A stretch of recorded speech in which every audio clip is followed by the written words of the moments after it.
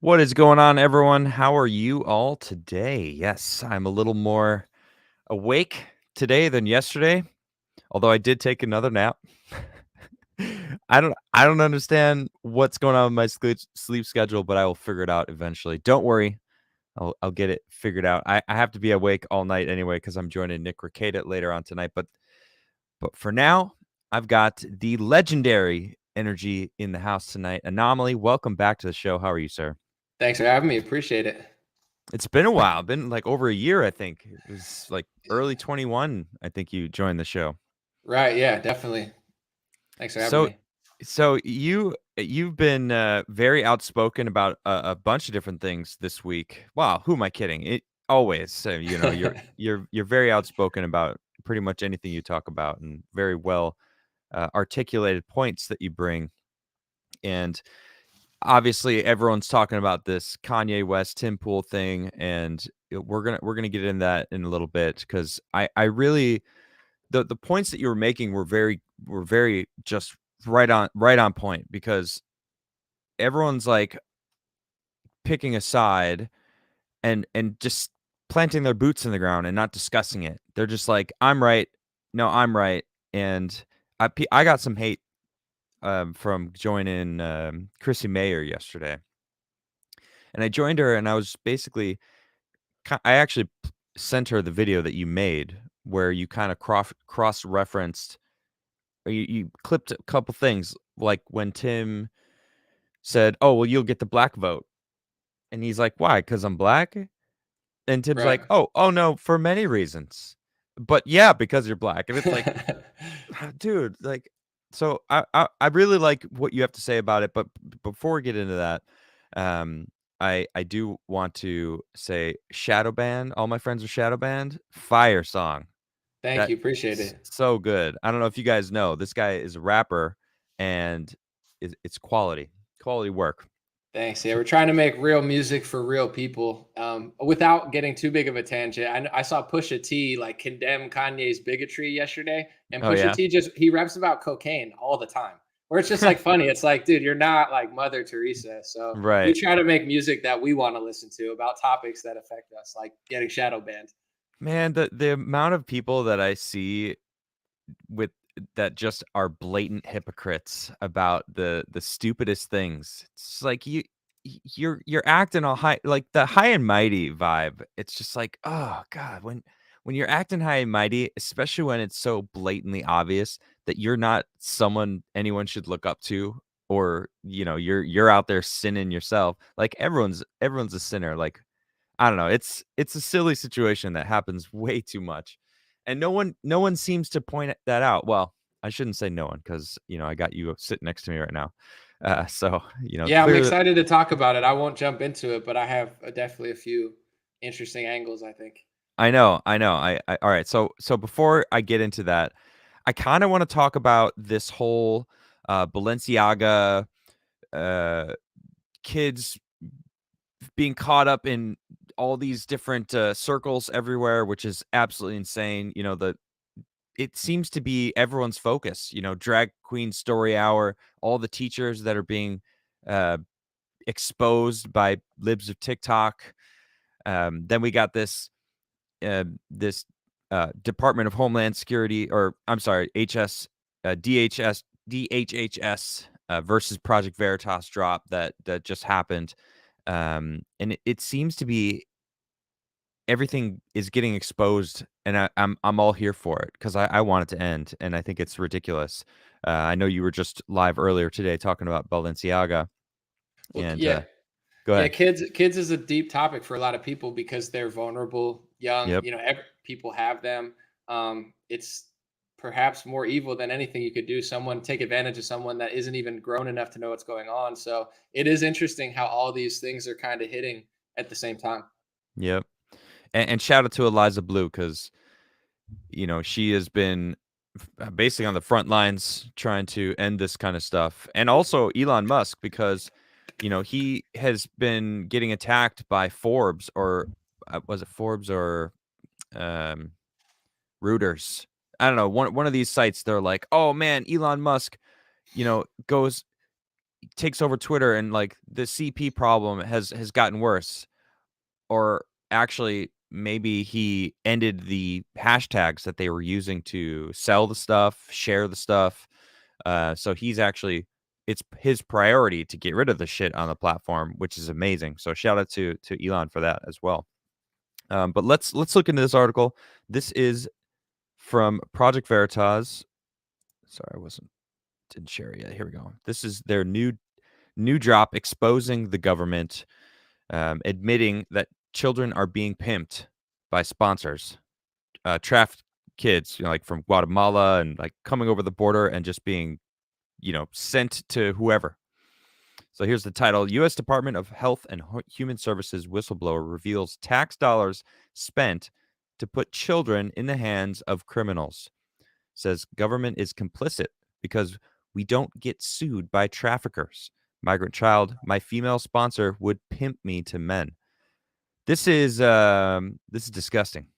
This is, I mean, it's our tax dollars going to, sending these kids that are thinking they're coming here for a better life in America and just being put right into the ringer. Why these systems exist is beyond me. So I'm going to read the bullet points here. Pretty much gets the topic through. Tara Lee Rodas, counsel of the Inspector General of Integrity on Efficiency. The tax dollars of people who are listening to my testimony to Project Veritas are paying to put children in the hands of criminals. Rhoda says, our sponsors typically are not citizens. They are not permanent residents. They don't have a legal presence. So they're basically just ghosts. So they can end up anywhere and we would never know. Rhoda says the sponsor can hold up an order of deportation to a migrant child and say, this is your order of deportation. If you do not do what I say, when I say, I'm going to call ICE on you myself.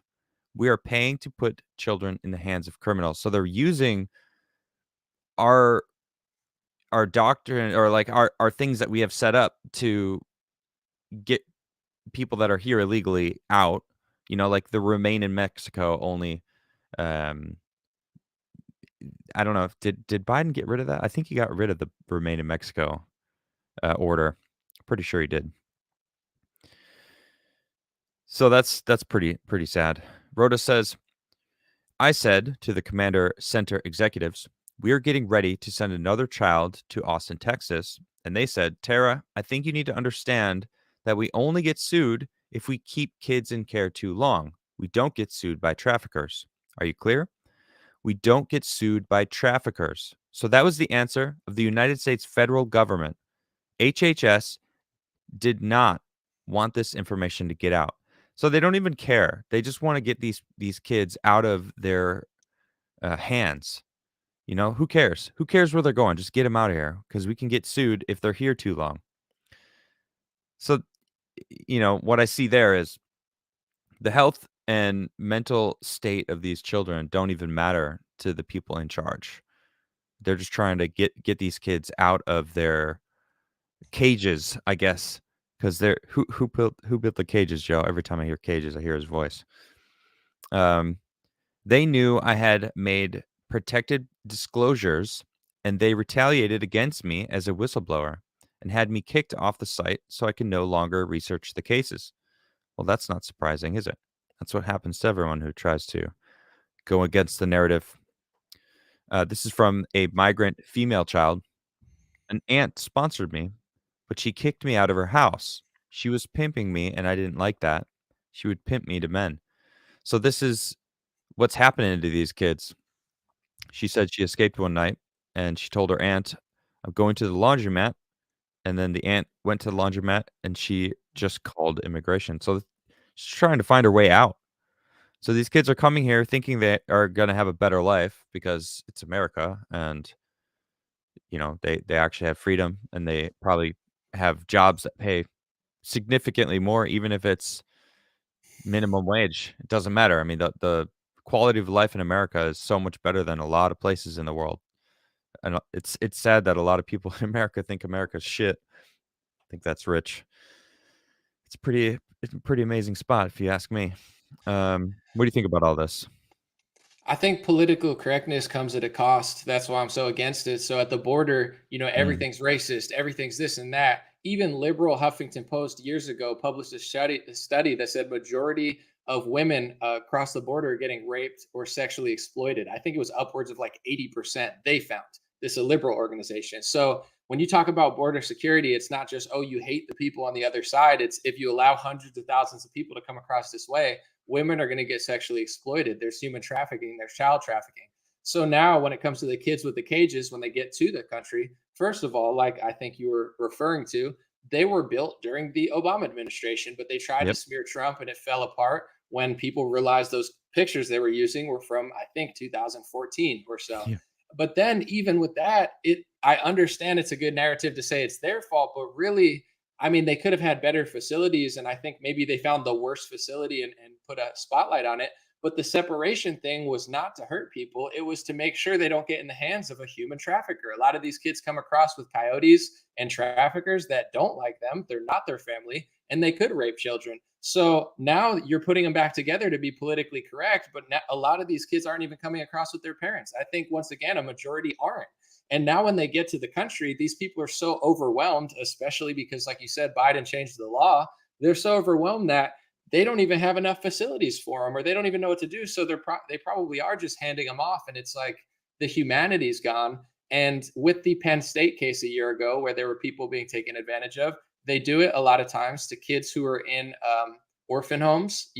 Kids that aren't with their parents. Sadly, these are the most easily exploited children because they don't have parental guidance. And I think culturally, that's why they're trying to split up the family even harder, because the more vulnerable you are as a child, then the easier it is for someone to sadly take advantage of you. Yeah, you're absolutely right. And I think it's in the millions now. And of course, when Biden actually got rid of that law, what do you think people are gonna do? It's gonna increase the amount of people that are like, the border's open.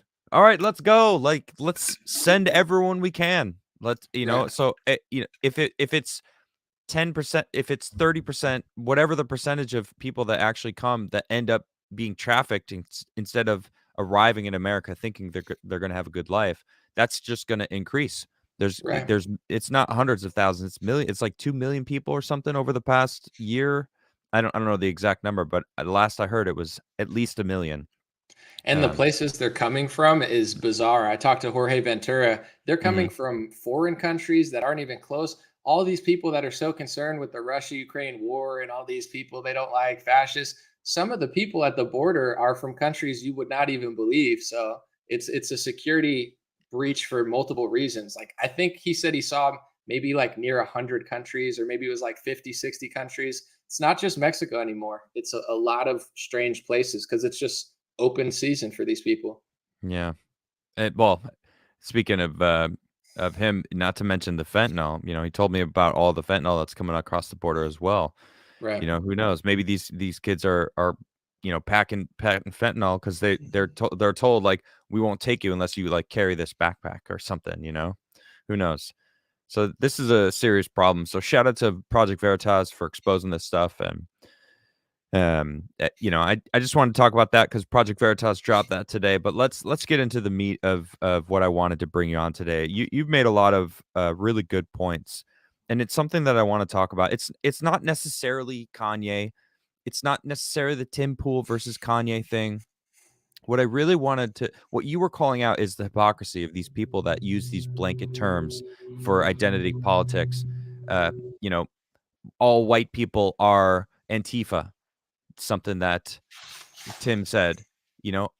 Oh, you'll get the black vote. This is another thing that Tim said. And a lot of conservatives do this when it's safe. And I've seen that. And you brought up so many good points that when Kanye finally said, I'm not going to do this if that's your take, if that's your attitude towards what we're talking about, because you're doing the same thing, and I'm going to leave. So I don't know that I like that. So like there's a lot to cover there. So I guess we could talk about specifically the Kanye versus Tim, Kanye getting up, and Yeah. I want to hear what you have to say about that. I'll start with the Lex interview real quick because I Go always ahead. really, yeah, I'll do it quickly because it's the same kind of logic. I always liked Lex Friedman. You know, he's himself, and I thought he was a pretty fair interviewer. Okay. Unfortunately, he blocked me on Twitter when I pointed this out, but it's okay. I block people too. But I noticed when he talked to Kanye, he said literally, "Don't talk about the groups. That's hateful. To only talk about individuals." Like almost word for word, he said, "Don't talk about groups, only individuals." Then 20 minutes later, when Kanye said, "We're on the same page of trauma," he said, "No, no, no, no, no. Like this is my group. These are." He literally, I think, used the words "my people," and he said, "Our history does matter." Well, who's us? Who's we? Who's Jewish? Like that, you're using your group to Right. identify. Which there's nothing wrong with it. Just Right.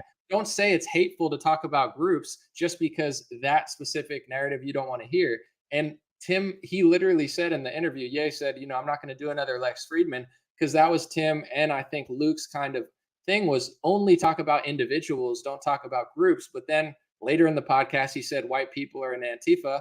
Did he say not all white people? No, he didn't say not all, because we know he means not all white people. And Exactly. in this narrative, we know that Kanye's not talking about a Hasidic in New York who doesn't even turn on TV on Saturday, so he might not even know who Kanye is. You know, Right. I'm sure he does, but you know, so these are the double standards. I think that ideologically, outside of even my opinion of how they handled it and how Ye handled it, it's just this fundamental logic that doesn't work. When I talk about Democrats, it's not all Democrats, but it's most of them, you know, or a large enough amount. Well, there's no such thing as a group. It's an individual. Just say it's Nancy Pelosi and Chuck Schumer, but they're not working together. And it's real quick without filibustering. If 20 Christians go and then abortion becomes illegal because the Christians influenced it, whether you agree or disagree with abortion politically, Christians did have something to do with that. And there's nothing wrong with whether you like it or not saying that they had an influence. So, this idea that there's a group of people that just can't possibly exist or be grouped together or have any influence, it's obviously a lie. And, you know, I understand why they're doing it because it's a scary topic to talk about.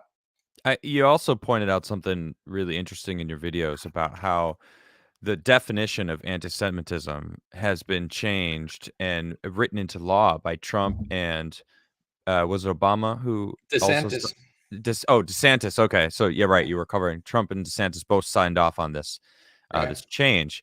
And when you get into the definition, I actually don't have it up right now, but it's very vague in it's interesting because if you were to apply that to any other race or religion, suddenly almost everyone's anti something in the legalese that was the way it was written. And I found that very interesting. I'm like, wow, because no wonder they're very easily labeling him anti-Semitic because of the way that he's just using it as a the term for all, which is what they all do. Like Tim was anti-white. I don't know what the word like anti-Semitism, but anti-whiteness would that whatever that would be. Because he's like, oh look, look at the Black Lives Matter protests. It was all white people. It's like Right. I wasn't in that. I wasn't out protesting for Black Lives Matter. Were you? Were you Right. out? Come on. It's like, Right. what does that mean? I don't And know. that definition on the website, so Hmm. it was defined by the International Holocaust Remembrance Alliance, the IHRA, in 2016 in Budapest. Sadly, I know too much about it because I've read it so many times. Right. They came up with this new definition of anti-Semitism because to me, anti-Semitism means you hate all Jews, you're evil, and you don't Right. like a single person. Like, okay, you're a bad guy. But that's not what the definition is. It's got like 20 definitions. Talks about banking, media, biblical things, criticism of Israel, criticism of any people, exaggerate whatever. So then DeSantis and Trump are using that's kind of the definition that they're pressuring Twitter with, and this group has come together with other groups like ADL, et cetera, to be like, you got to put this in as a hate speech rule, and they're passing it on college campuses to basically strong arm boycotts and protests. And I realize this is why I'm so passionate about the Kanye thing. It's not even just about Ye. I've been Exactly. yelling this since 2019, and I've been essentially what I would consider blacklisted because a lot of the big donors don't want that message to come out because they're the ones paying to push it. And a Jewish woman had reached out to me yesterday. I'm not going to say who, and she said, "Thank you so much. I also got blacklisted for basically talking to somebody 3 years ago." Wow. And just basically showing up at an event, taking photos, and talking. got her in a bad position as a Jewish woman for simply, being around the wrong people, in the same way they're saying Trump shouldn't have eaten dinner. Like, so Right. there's a lot of sneaky stuff going on. Even though Trump didn't know who Fuentes was, but Exactly. they're gonna run with that story for a long time, I'm sure. Yeah, Right. that's really sad, the fact that someone who is Jewish, who agrees with your points, gets blacklisted. Right. I find it really interesting where what Kanye is talking about and who Kanye is talking about when he first said what he said, and then suddenly they kinda proved him right. That they're trying to cut me down, they're trying to end my career, they're trying to push me out of all the stuff, and then as soon as he said that, they're like, "Whoa, he's an anti-Semite, I don't he's anti-Semitic, let's push him out, let's end his career, let's cut him off from all his banking," as, like, let's do all these things that he said that we were trying to do, but now we have the weight of being able to have like, the public opinion be on our side. So Right. now no one now half the people are like, "Yeah, yeah, take his stuff. Right. He's Yahtzee, like, we gotta get rid of these people," and it's like, "Oh my gosh." Well, we'll call it the Kyrie Irving or the Nick Cannon rule, where if I think the LGBT is another thing. Like, if you criticize that, you get fined in the NBA. They literally fine you for Wow. making like a joke. Someone made a harmless joke, but like using terminology I'm not going to say. Fine, they just steal your money. Nick Cannon on the podcast where he got in trouble. Mhm. I was on quite frankly last night. He reminded me, I forgot about this. He basically was trying to make the point that white people, like all white people, including Jewish people, but white people in general, were genetically inferior. And it was like super messed up, but I'm He not going to was cry. hold on, I'm sorry, no, he wasn't implying it. He literally said it. Right. He straight up said that, and it was like, "Whoa." Like, alright, because we don't have the same amount of melanin in our skin. It's like, that's was his logic, and he's, like, referencing Farrakhan and a couple other, I remember that, yeah, I remember, watching that, and my mind is blown by the And go ahead. no, you're good. I'm not even going to call him racist because that doesn't even bother me. What I'm going to ask him is, if you truly believe that, why are you always wifing up white women? You know what I'm saying? Mariah Carey doesn't have that much Oh, melanin. So I'm not going to be politically correct to say you can't say that. But if you truly believe that, your women will be darker than the night. But instead, you keep going with the unmelanated women. That's just, same with LeBron. It's like, you feel that way. What type of neighborhood do you live in? I'm just saying, right. I won't call Well you a racist, but I'll point it out. see, it's really just showing the hypocrisy of what you're allowed to say, what you're not allowed to say when some people are able to say very clearly racist stuff where it doesn't bother you, right? Although it is technically racist. I I think. don't think he truly means it though. Because if he did, his wives would look a little different. So I'm more just gonna even I don't laugh in it. I'm know. like, you can believe that, but do you really believe it though? I mean, it sounded like he meant it. It sounded the way like, in the context of his, monologue about that, it really did feel like he meant it. And when you compare the 2, it's way more damning the way that Nick Cannon was saying it than what Kanye was talking about. 'Cause Kanye he was implying that it was individuals, that he just kinda gave the blanket term for, instead of Cannon, who was kinda like, "Yeah, all white people." Like, he didn't say, like, literally every single one, but he was basically, like, doing this monologue like he was, a Farrakhan, prophet or priest and going off what he learned. But here's I the don't thing, what he got in trouble for was whatever he said about Rothschild or Jewish, and he did an apology tour with like a left-wing rabbi, and then started dressing like Voltaire, the guy you give 25 cents to for the, Right. for the fortune. Like, I'm a changed man. I'm dressing like a gypsy, and I got a left-wing rabbi here. So he didn't even have to apologize for saying the genetically inferior thing, which is telling. Just like certain things that you won't get canceled for talking about cocaine, drugs, fentanyl, overdosing, like black on black violence in rap songs. but you get canceled for saying a certain word the wrong way. So I think it's telling. And I know this is an unpopular opinion, but even if someone like Farrakhan or Nick Cannon says something so blatantly, just basically grouping everyone together and dehumanizing me, Mhm.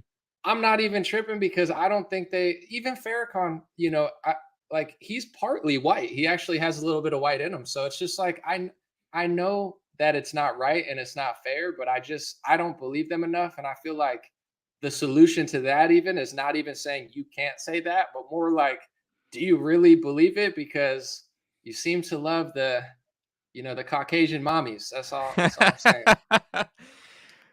Well, I feel like hate speech is a lie. Like we need all speech so that we can discuss it, right? So let the people that whether they believe it or not, who cares? It doesn't matter. It doesn't phase you clearly. It doesn't phase me clearly because I know I don't need to be validated by some guy that believes something outrageous or doesn't matter. He's saying something outrageous. We know that for certain.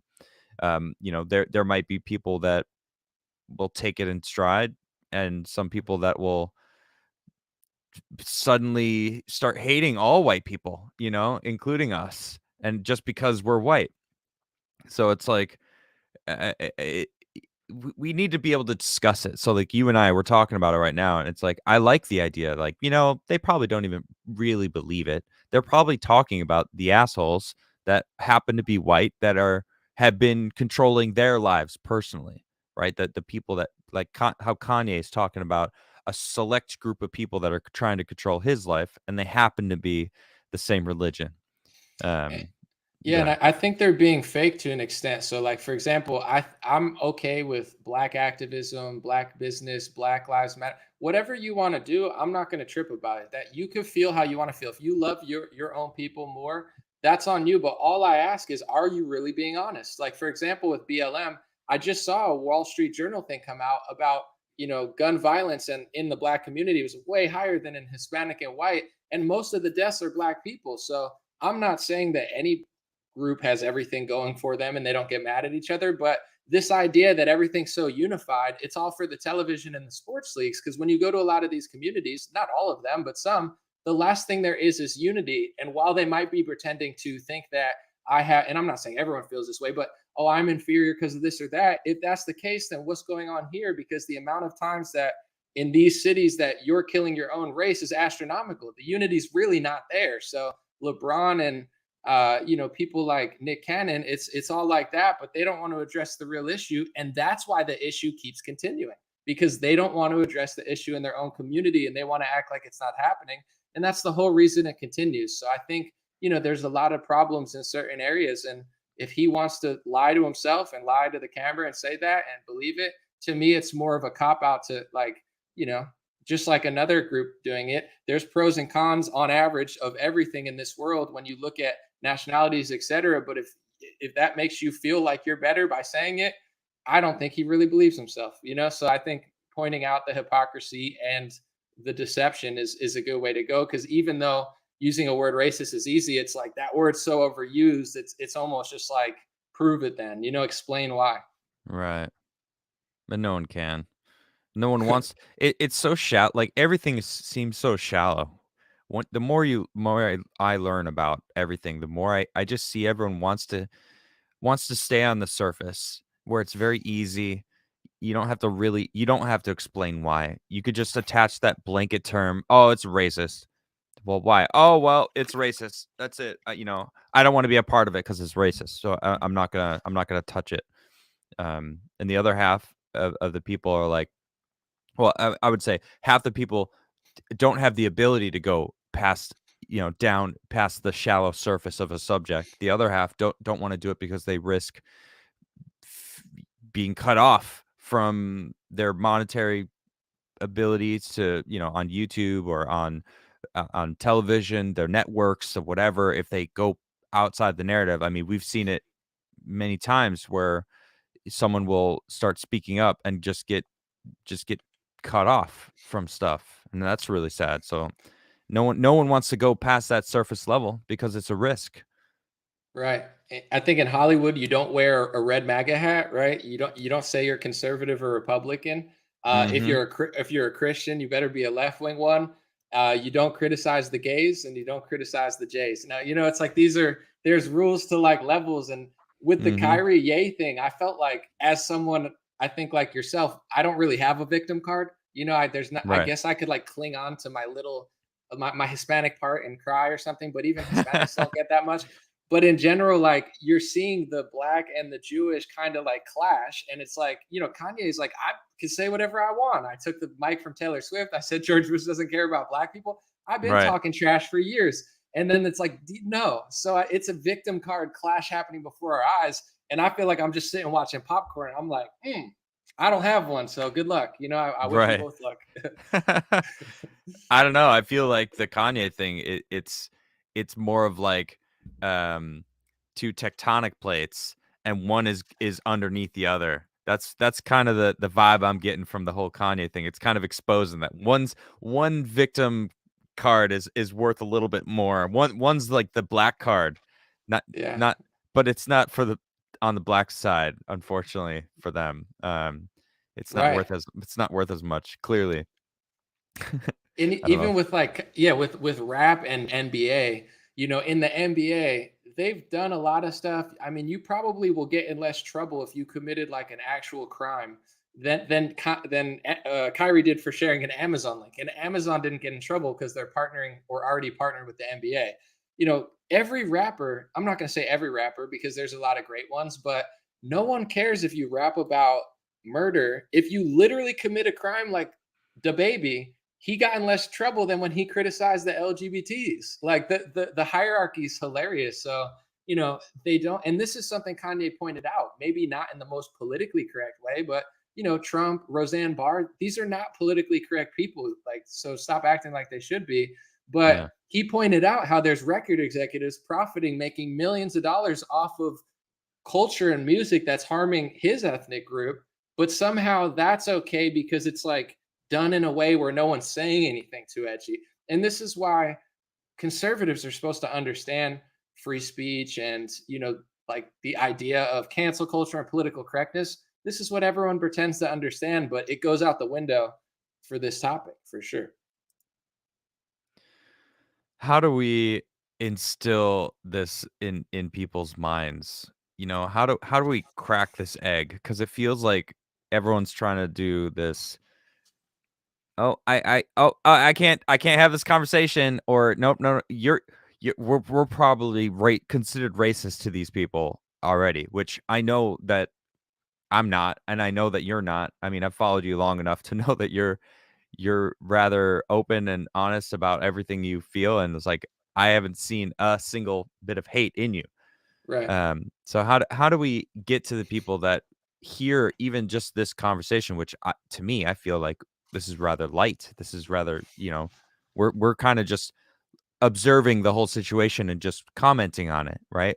They instantly will think just having this conversation is sacrilege, right? How do we get through to these people? Well, I think it's already happening, to be honest, because I've just been observing the Tim Ye stuff, and everybody has an opinion for sure. But I've Mhm. noticed that all the people that were playing the politically correct game, I mean, I'll just name names, no disrespect: Jordan Peterson, Dave Rubin, Luke, Tim. Their comment section, they're getting ratioed, and this was the old way of like. It's interesting because it's full circle. When Joe Rogan got ratioed with the thumbs down because he gave a softball interview to Jack Dorsey, that's Mhm. when Joe Rogan realized, oh, there's a reason people are upset. This is true, quote unquote, democracy. I got to have him back on. And he brought on Tim Pool to grill him, and it was a better conversation.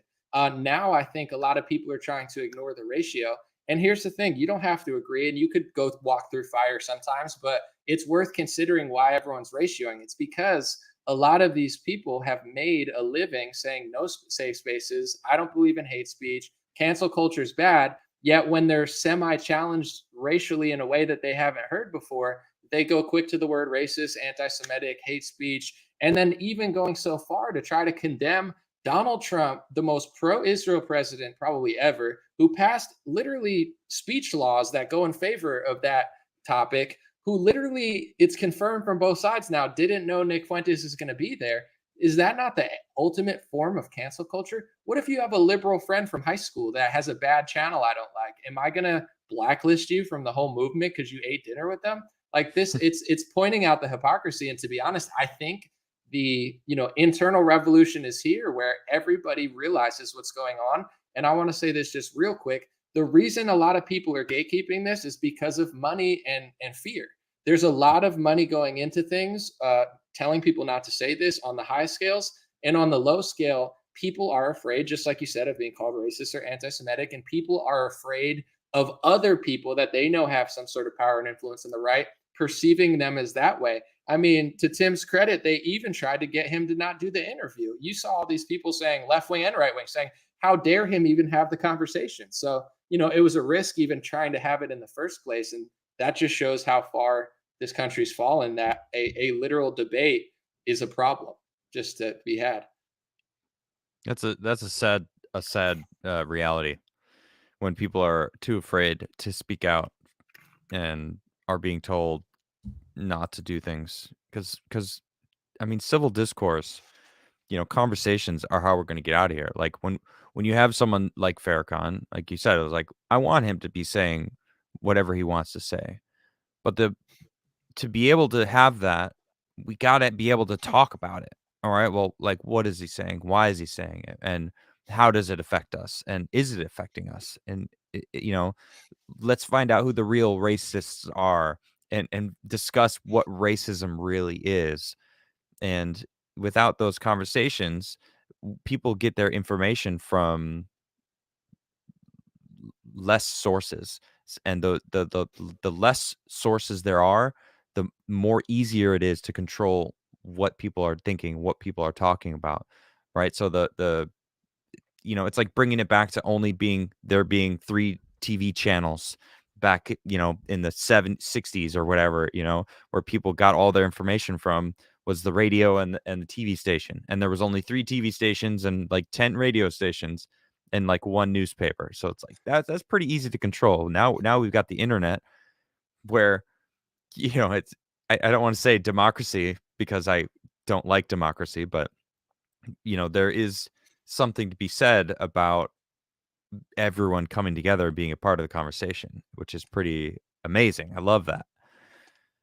And So, Farrakhan actually sat down with Alex Jones. I'm sure that's somewhere not on really, YouTube. I didn't know Yeah, that. I didn't know it's that. it's epic because you have a What? Christian, white, libertarian, quote unquote conspiracy theorist. Louis Mhm. Farrakhan needs no introduction. They had a great conversation because Farrakhan acts right if he's in the right space, but if he's not. But I will say this: a lot of people in the Nation of Islam respect me because I just call it like I see it always. So I think the best way for anybody of any group to really gain the love and respect, like I want to show Nick Cannon I'm so real that I'm not inferior. You know what I'm saying? Like Rise, so oh, you feel this way, but you're gonna buy that jersey because he's crushing it in the NBA. So I think like the best way to quash the hate is to really like stand out and keep it 100% on all sides. And the worst thing you could do is what BLM does with racism and calls everything racist and everything's this and everything's that, and they're destroying neighborhoods. They've made it worse and harder to talk about. And the right wing doesn't realize this, but they're doing that with anti Semitism. So they keep saying anti Semitism is on the rise, on the rise. Well, maybe you're not doing the right strategy. You can't censor speech and expect things to get better. That's not how America works. So the people, especially a lot of people that aren't even Jewish themselves, trying to gatekeep this conversation, are like what Tim would call the white people in BLM. It's the same dynamic. We need to have these conversations, and you need to have, I mean, people like Roseanne Barr, who they also blacklisted, whose take on Kanye was better than anyone's. She said, she disagreed with some stuff, but she gave him more slack than anybody I've seen really yet, because she's also the same type of person, unfiltered, raw, what I'm saying, just spewing, and honestly, really, really smart, like, next level thinking. I didn't catch what she said about Kanye. So that doesn't surprise me though. I like those kinds of people. I want the honest truth of what you're thinking. I don't want to have things filtered to try to I don't know, make it a softer landing, you know? It's like, "Nah, I don't need that. I want the truth. I want it bold. I want it blunt, you know, throw it at me and I'll deal with it." You know, I like that. I like to confront things. That's how I like to confront stuff myself, you know? I just get it out and deal with it. And if you don't like it, it's like, there's a reason I feel this way. I wanna say it. Yeah, I feel like people don't wanna wake up. Yeah, they just wanna stay complacent and comfortable. it's easy to get upset at certain things too, like, wow, that seems bad that he met with that person. But when you really put it in full circle, like Donald Trump met with pharmacy lobbyists, pharmacy executives, Bill Gates, John Bolton, uh, Kim Jong-un. They tried to blacklist him for that too. But he's met with all these people, and then the same people, the same Republicans that were fine with him meeting with Bill Gates and doing deals with them, they're fine with Yeah. him meeting John Bolton and hiring him and hiring, well, I forget that guy's name, that he hired, like the military guy that now everybody doesn't like because he's too liberal. But nobody has a problem with that. But he sat with this person. Oh my gosh. Like, what about the people who have worked in our news media who have started wars that have killed millions of people? Like, is that bad? But I have a harder time sometimes getting to conservative events because I criticize the Republican Party too much than Reuters and mainstream normie, left wing organizations have. So, what does that say about the right wing? That I have more? They're more open to normie media bloggers than they are to um, me, because I wanted people to boo Ted Cruz because he had a 2021 mask resolution. He went and got vaccinated and said, "I'm going to put out a resolution that only vaccinated people can take their masks off on airplanes." And I was like, "Do you think I'm like a sub-tier citizen than you, Ted Cruz? Because I didn't do that." And then but nobody wants to have these tougher conversations. But I think that's why Republicans kind of always lose, because as we see with the people like McCarthy, McConnell, like it's deeper than even just that. They're not the only ones. There's other people that are just kind of along for the ride and not really standing for anything. I feel like that the uniparty Republicans don't really want someone like you around because you poke holes in their everything, right? You're just That's like for sure. Yeah. you're like, "That's wrong, that's wrong, that's hypocritical." You're basically the same thing as a Democrat, you know, so Reuters will criticize them in the approved manner, you know, like they had a meeting before they wrote the article, like, "All right, is this good? Does this totally get you? Like, you're okay with, yeah, yeah, run that. We're good with that. You know, we already have our rebuttal ready to go." Where you will come in and you'll just be like, "Hmm, yeah, I see it. I've seen enough of your videos where you're just like, so they did this and boom, let me just explain why it's wrong. It's a lie. It's a hypocrite. It's the same thing. They're gaslighting you. Yeah, they Right. can't have like true journalism. I feel like there's not a lot of people that are pundit. Like I don't consider myself a journalist. You know, I tend to just read information and kind of give an opinion on it, and that's what a lot of YouTubers do. But a lot of the stuff that you do, you're more of a journalist than many of these people that are doing um, videos online and stuff. Because Yeah. you're go ahead, Oh, go ahead. What were yeah. you gonna say? I just try to get to the bottom of what I'm talking about. And I've been extra careful about what I'm saying, not just because of the fact checkers, but I'm not trying to put out bad information. So I'm trying to construct these arguments, and certain things really bother me. Infringements on the First and Second Amendment, I think, are huge. The Mm, fact that Republicans really did socialism in 2020, they printed trillions of dollars. Thomas Massey was the only one who stood against it.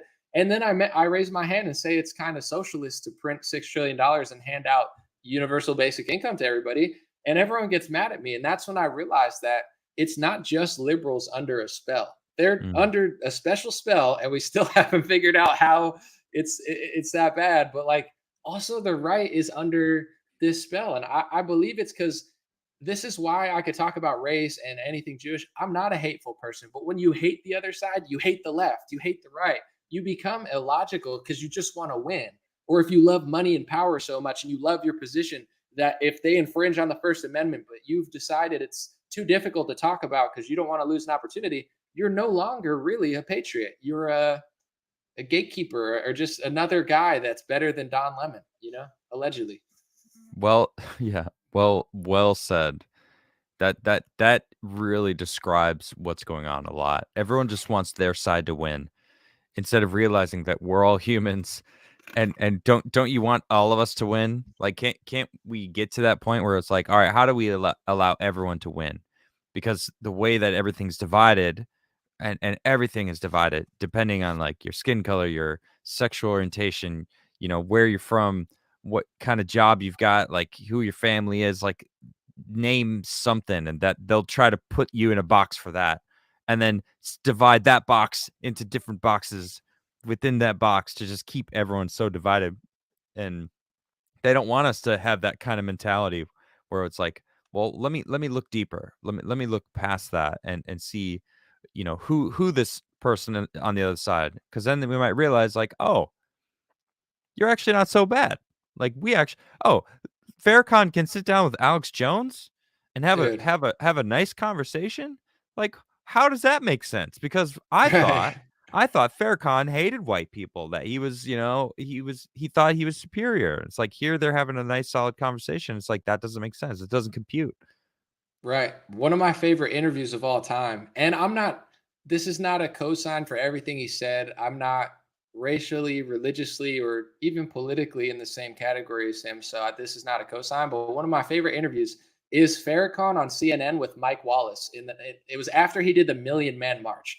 So people got to understand, even in the black community, still a lot of people like him because he's like this MLK, Malcolm style black leader that's still alive. He did a Million Man March. So CNN sat down with him and was basically trying to like get into him. And my favorite part about the interview is the fact that everybody he's meeting with in that interview is now dead. He meets with Saddam Hussein, who's dead. He meets with Gaddafi, who's dead. And he's like friends with them, and the government's mad at Farrakhan.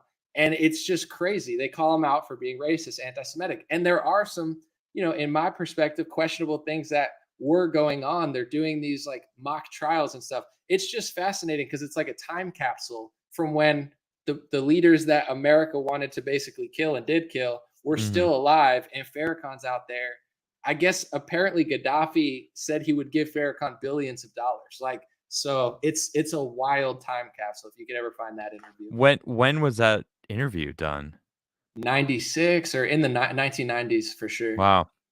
Yeah, it's crazy. I don't know where I would find that, but It's on uh, YouTube. You it just got it. sounds Yeah. good. I want to see that Alex Jones one too.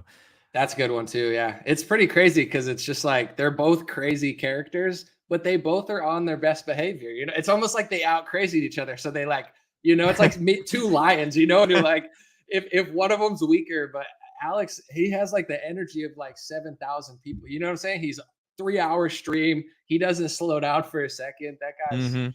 he's got some firepower for sure.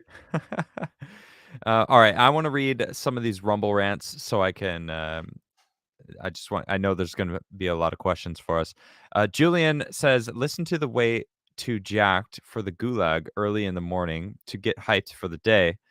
Do it often. Your life will improve." Okay, I don't know what that is, but That's one of my songs. So way too oh, jacked for the is that gulag. Yeah. yours? Oh, Yeah. okay. Way too jacked for the gulag. Oh, okay. Exactly. We got to get too jacked for they're going to try to put us in a gulag, so we all got to get jacked. Mentally, physically, spiritually. Hopefully That's financially you could get a little jacked, get the there we bank go. account swell. That's good energy right there. I like it. I like that. V6 Neon says, not good. Any agreement with the dictatorial EU is not good at all. Musk just retweeted this from Thierry Breton. I welcome Elon Musk's intent to get Twitter 2.0 ready for the DSA link in locals. Um, I I'll check it out, but I'm not going to talk about it right now. Pepe Payne says, off topic, love ya, Anomaly. The Tesla phone has been an idea for over a year. Those thinking it would take time are sadly mistaken. I did a college paper on it last year. No atom, no peace. Thank you. I really want to get rid of my Apple phone. It's my last Apple product, and I'm over it. It's like 6 or 7 years old now, and it's starting to feel slow. And I'm like, maybe it's time to get a new or think about getting a new phone. You think it's worth waiting for the Tesla phone? You think a Tesla phone's going to happen? I think the Apple phone is trying to transition. It's non-binary now, so it's just it's in a zone where it's trying to figure out which way it's going. The Right. Tesla phone, maybe it's gonna. No, I don't know. You don't know? Okay. I'm just playing. It wouldn't surprise me. Lord of the Ree said Anomaly should lose to, I mean, debate Sticks again. What's going on? What was that? Did you debated Sticks? I heard there was a debate. Yeah, I'll briefly wrap it up. So I debated Sticks, X, and Hammer, and the gist of the debate, it got a little. He took a jab at me first, and then I took a jab at him. But we, like metaphorically, obviously, it's on Zoom or Right. whatever. But we had a debate, and basically, my point was, I was saying Donald Trump's not to blame for anything. Everything. Joe Biden, I think, is the worst president ever. But I said, the lockdown of 2020 and the shutting down of supply chains that was bipartisan, the CARES Act, bipartisan, printing $6 trillion. I said that led to inflation and it was a ticking time bomb. So I think Biden made it worse and poured gasoline on it. But I think the initial 2020, socialist bonanza influenced that as well to an extent. And he said, no, it didn't. Trump had nothing to do with it. It's all Biden, which is wrong. So would I debate Sticks again? Sure. But I'm not going to spend 2 hours having like a kindergarten argument. I'm not trying to be rude, but if you can't figure out that I was right about that logic, then Yeah. go watch his channel because like it's pretty simple in my opinion. And by the way, a lot of his friends that like do streams with him, I'm not knocking him, but they all message me and say, you were right, you were right, you were right. They just don't want to tell him that he was wrong because they don't want to like sabotage the relationship. But everybody knows he was wrong. It's a Yeah. simple it's a simple concept that he just won't admit. So I'll talk to him again, but he's got to admit he was wrong, or else Well, there's no point. based on that, I definitely agree. Like it's not just Biden. Like it absolutely started before Biden took office. And it wasn't Trump either, because Trump was trying to allow the states to make all the decisions for what they would do for during COVID and all that. And then, like you said, it was a bipartisan bill that allowed, the billions of dollars to be sent out to everyone, but basically printed out of thin air. I was against that immediately. I was like, I don't want that because the money that we do have is going to be worth less. So sure, everyone's going to get money. Now I understand that people were losing their jobs, but I was against locking down. I was against closing stuff down also. So I didn't like any of that shit that was going on. But that And definitely was the start. yeah, real quick, his logic was that like it only takes a few months for inflation to set in, and it can't possibly take like over a year, which I also don't agree with. So I understand where that might come from, but I think most libertarian or semi-conservative people would say, yeah, if you print $6 trillion, shut down the supply chain, and Yeah. it's gonna bite you in the butt. And I don't think it's always instantly. It's the same way the left wing blames the war in Russia. That didn't help. It didn't help gas prices, but if you remember, inflation was here 4 months before the Russian war. It was already Oh yeah. inflation in 2020 or Oh yeah. 2021 or whatever. So they're lying about that. The same. It all plays a puzzle, and that's all I was saying. But his logic was more like, no, it's only that and not that. And I'm like, whatever. So I'd be willing to talk again, but I don't want to talk in circles on that topic with him again. Okay. I'm sure there's going to be other super chats or Rumble rants, but I think that he established that. So if there is other ones, we'll just breeze past them. Fearless Rufus says, "Hell, if I were talking about La Casa Nostra, you wouldn't assume I'm talking about all Italians. In fact, if you did, you would be the racist. Why doesn't the same rule apply in Kanye's case? I don't even know what that is. La Casa Nostra. You know what that is? I've heard it in a rap song, but no, I don't. I'm not even familiar with it. But it does sound anti-Italian to me, and you should apologize to me. No, I'm just kidding. Never. Okay, I think here we go. Diana Francisco says, "Let's all hail Nacho and Mrs. Nacho with the new baby. Nacho, God bless the family." Baby Nacho, then God bless the family. Yes, my buddy Nacho is in chat. It's good to see him in chat. He's just became a father yesterday. Really hyped for him. That is awesome. So congratulations, buddy. Good to see you. Thanks for the epic thumbnail. Did you see the thumbnail? Mm-mm. It's hold on, let me pull it up, show you. The one with us or no?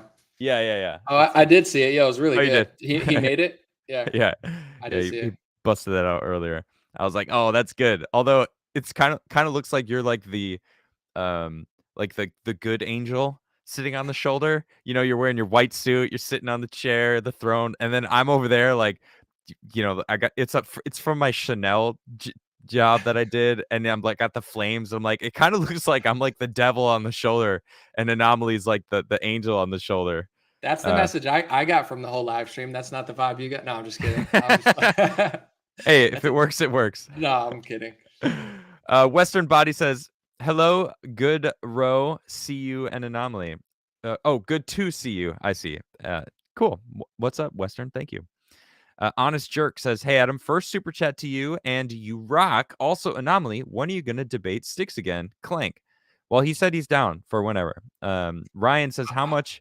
Go ahead. You Yeah, I want to? just Do you want to? like You that. want to debate Well, him the thing again? is, I would be down, but the thing is, last time when we talked about that, we just talked in circles about that same topic for 2 hours. I mean, I could pull back the video of him saying that inflation can't take more than a couple months and it's all Joe Biden. Like, I'm down to debate about other stuff, but like that level of dishonesty. And people got mad when I was like, I thought, because before that, I didn't realize he was like that dishonest. I was kind of like shocked in live stream. People were like, that's an ad hominem. I'm like, dude, this concept is pretty simple. So I'm down, but that like I can't talk about that topic for 3 hours. Like I it's understand that. it's boring to me. I've already said my side. He's already said his side. So Yeah. I'm interested if it's about something more relevant or interesting. Maverick says, "Would things be different if Ye used the term Zionist? Would heads explode?" I I don't. What is a Zionist? Like, what is the actual definition? Someone who like not worships like Israel, but like does everything for Israel. Is that kind of? I don't know. That's I could tell you real quick the definition. It was created by Theodore Herzl, who was a okay. guy who wanted to reclaim Israel. So once like Zionism was the movement before Israel was Israel, when it was just Okay. Palestine before World War II, and now it's people. It can be seen as a pro or a con. There's people that call themselves Zionists, and then there's people who use it derogatory. My issue is not that people like Israel, and there's a lot of Christian Zionists as well that do it for biblical reasons, but I think that agenda has kind of superseded America's when you pass a speech law, that goes against the Constitution. I Mm. think, our politicians have to be loyal to our country first, but it comes from the, claiming of Israel in the 1900s. That's where the term comes from. And to Well, answer that guy's question, I think he would get in probably just as much trouble personally. but he wouldn't because that's not accurate. Then because that's not who, according to what I've heard of him talking about, who he's talking about. That doesn't seem to fit the description. You know what I mean? It's not. It's the people in control. Maybe they are, but that's irrelevant. And to I be think. honest, though, he has mentioned it. He did say in a recent interview he thought that the country was controlled by like 300 or so Zionists. So he is interchangeably actually using that word. Oh, okay. Just not as much, I guess not as often. I'm sure heads would explode just as much as they are. I don't think it would have made a difference, honestly. Okay. Let's see. Ryan says, "How much we bet Biden is or knows a few sponsors?" Oh man, I mean, maybe. We got those crypto guys that are turning up dead. That are claim. They were about to like blow the whistle on who they know. I don't know, man. It wouldn't surprise me. Biden, I don't trust him. The dude very publicly smells little girls, and I can't believe that man's president. Call for President says, "No matter what Q was, it's quite the coincidence, all the news that's coming out recently. Where we go one, we go all." Adam, any thoughts on Q? I was aware of Q. People think that I like went all Q near the end of Tim Gassich. I was just researching everything, so I was very aware of like the movement or people believing Q, but I never thought any, yeah, I don't know, put any weight into it. There was a lot of talk about child trafficking and Balenciaga, the freaking what we're seeing here coming over the border, uh, the freaking Twitter, the amount of shit that's on Twitter is insane. I don't know. I was never Q. I don't know if anyone ever thought that, but I think it's the chances of it being a psyop is higher than it being real. I'm not saying it isn't. but I feel like it could just be some sort of psyop to try to, divide a certain group into, the ability to make fun of them, or not make fun of them, but just like these people are crazy because look, they're following some 4chan post from someone who might be in the government or some sort of like whistleblower. I don't know. What do you think about Q Anomaly? I know it started as like a research group because they were posting stuff and they were posting good stuff and people were looking into stuff. But in my opinion, it almost turned into a religion where after the original poster started posting, people started making channels and basically playing like a fortune teller game and getting a lot of people to be like, listen, this is true.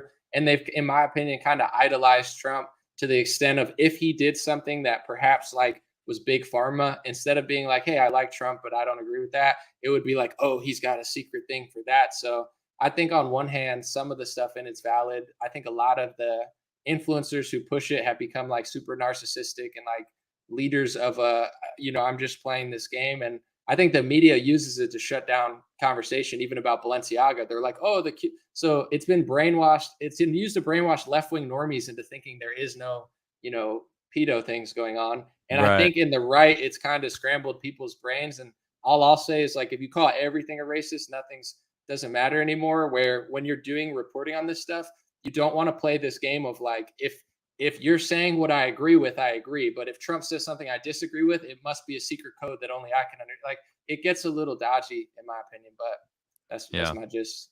Well, I'll tell you something that I do not like is anyone telling me to trust the plan. No, no, no, no. What's the plan? Give me what do you think is going to happen? Like I don't want to just like that's where it becomes a religion.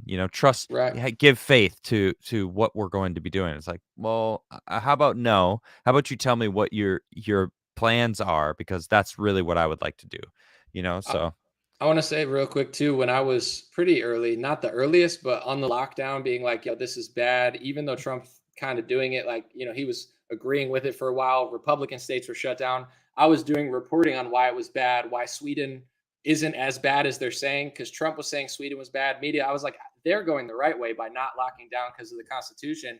And mhm, a lot of my biggest opponents, sadly, those 2 months were Q people who are saying, "Oh, he has a plan," because they thought it was. They always think it's going to lead to what they want it to lead to. So they thought of that the course. lockdown was to arrest pedos in the Vatican or on a ship, and it wasn't really happening. So they were very vicious to me when I was just saying we need to open the country back up, and here's why. And they felt like I was impeding on their plan that wasn't really that, and it was like very honestly Their plan. they were very vicious to me, and I'm like it was pretty odd and like not fun because I was locked in my house anyway, so it made it extra like harsh. Yeah. Fantastic Mr. Knox says, I assume you know about Biden's nuclear waste czar was caught stealing luggage. Yeah, yeah. I mean, cool. No wonder his outfits are all crazy. He just wears whatever he finds and whatever luggage he steals. I think it's ridiculous. I don't know if it was worth a segment, because like that's basically it. Um, you saw that, right? No, wait, which part? So Biden's remember Biden brought on uh, this guy who wears dresses, and he like has a bald Oh, head, and yeah, that guy. he like has a dog human or something. I don't Right. know. I Everyone did was see like, that. "What the hell is this?" Yeah, he was caught with felony stealing someone's luggage. I mean, that's an energy expert right there. He's trying to save it because isn't that what Biden hired him for? Energy. He's trying to save energy by not having to buy his own clothes. It's just Well, I mean, it's the person he stole from is gonna have to buy new clothes. it's socialism. That guy had too many clothes. Now he's got his clothes, and he looks fabulous in them. That's funny. Some Nacho Business called it Jason Bourne crossdresser. Yeah, I could see that. Matt Damon in a dress. Okay. V6 Neon says, "Plan what plan? I think in some cases they are making it up as they go along." Yeah, probably. Let's see. Fantex. Oh, I just read that one. Robert Shaw says Hollywood and the fashion industry are all the same, evil, sadistic identities that need to be cleaned out. Why these industries? Why? I don't understand. I don't know, man. It's the power. I mean, power corrupts, and then once you become corrupted, your debaucherous ways are catered to because you have the power.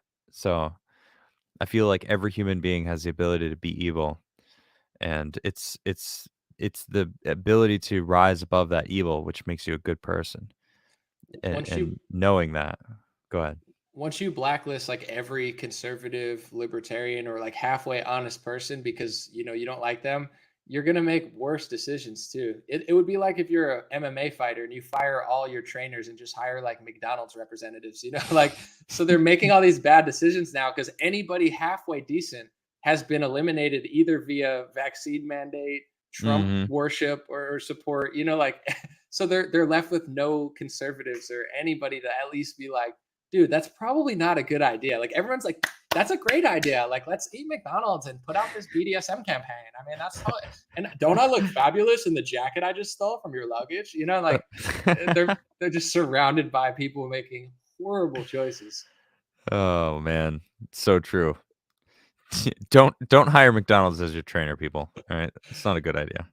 It's a metaphor or something like that. Simile. I don't know. Maybe. It was good. It was a good. No, I know it was, but still, it's. I've never said that before. I felt the need. Shank Uger's sweaty gunt. Oh God, says Anomaly and Sticks hug it out and debate, or I'm gonna shake my gunt at you. Gross on multiple levels, but I don't think they have anything against each other. I think they just I think Anomaly made some good points about that debate, and it's been said. It could be rewatched. I mean, it's posted somewhere, but I would consider doing another one. I just even in the comments, there's a lot of people that are like, I'm not even mad at it at this point or upset. It's just like if you feel that way, it reminds me of talking to a leftist about something that they're just like my friend like socialism. And I'm not going to convince them in 2 hours. So at a certain point, I'm like, if you really feel that way, you could watch Yeah, content that tells you that. I don't think I'm ever gonna think that, and unless I hear a better argument for that's it. a good point. Yeah, it's a good point. Uh, Del Delaric Oracle for $10. Thank you. Says always preferred you to Tim and couldn't stand Lydia. Your abortion story touched me and reminded me of mine in abusive relationships when believed it wasn't a big deal. I let him push me into it. Time time a narc.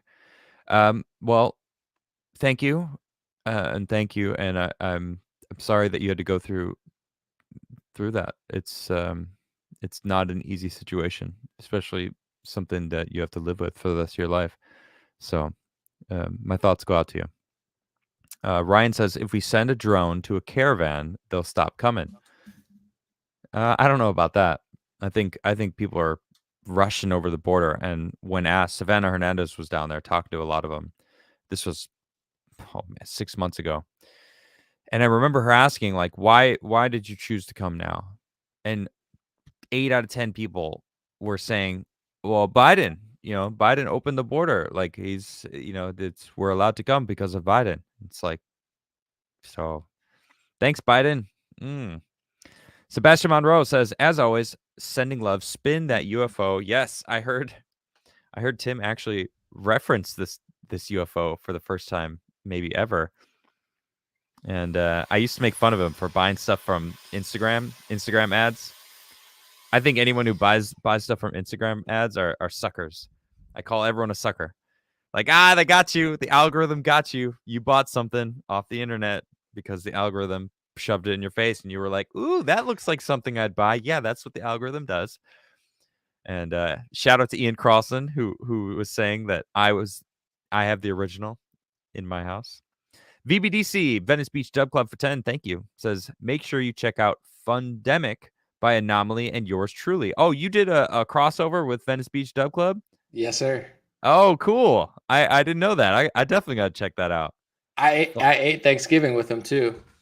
what, last week? Yeah, it was Oh, me, him, nice. and another reggae artist named Ja Faith. It was so fun, man. That guy's so chill. He like is like I can't even explain it, but he's in his zone. So yeah, but Fundemic, it's streaming everywhere. All right, hold on a second. Oh, we have a video too, if you could find the music Oh, video. you do? Yeah, yeah. Okay. Let me see. Topic. Maybe just search it again on YouTube. Yeah. And I feel like there was an oil spill on the beach. It was like right before this, and I don't Is know. this it Yeah, here? yeah, that's it.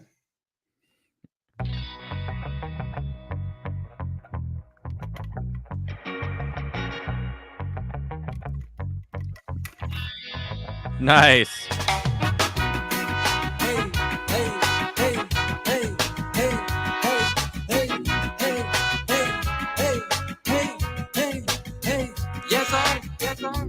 Brothers and sisters, we're moving up.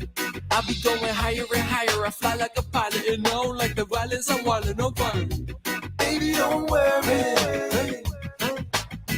You're good enough. You be looking good just the way that you are. Life is crazy, we're all playing our part. Brothers and sisters, hey, hey, hey, we're moving up.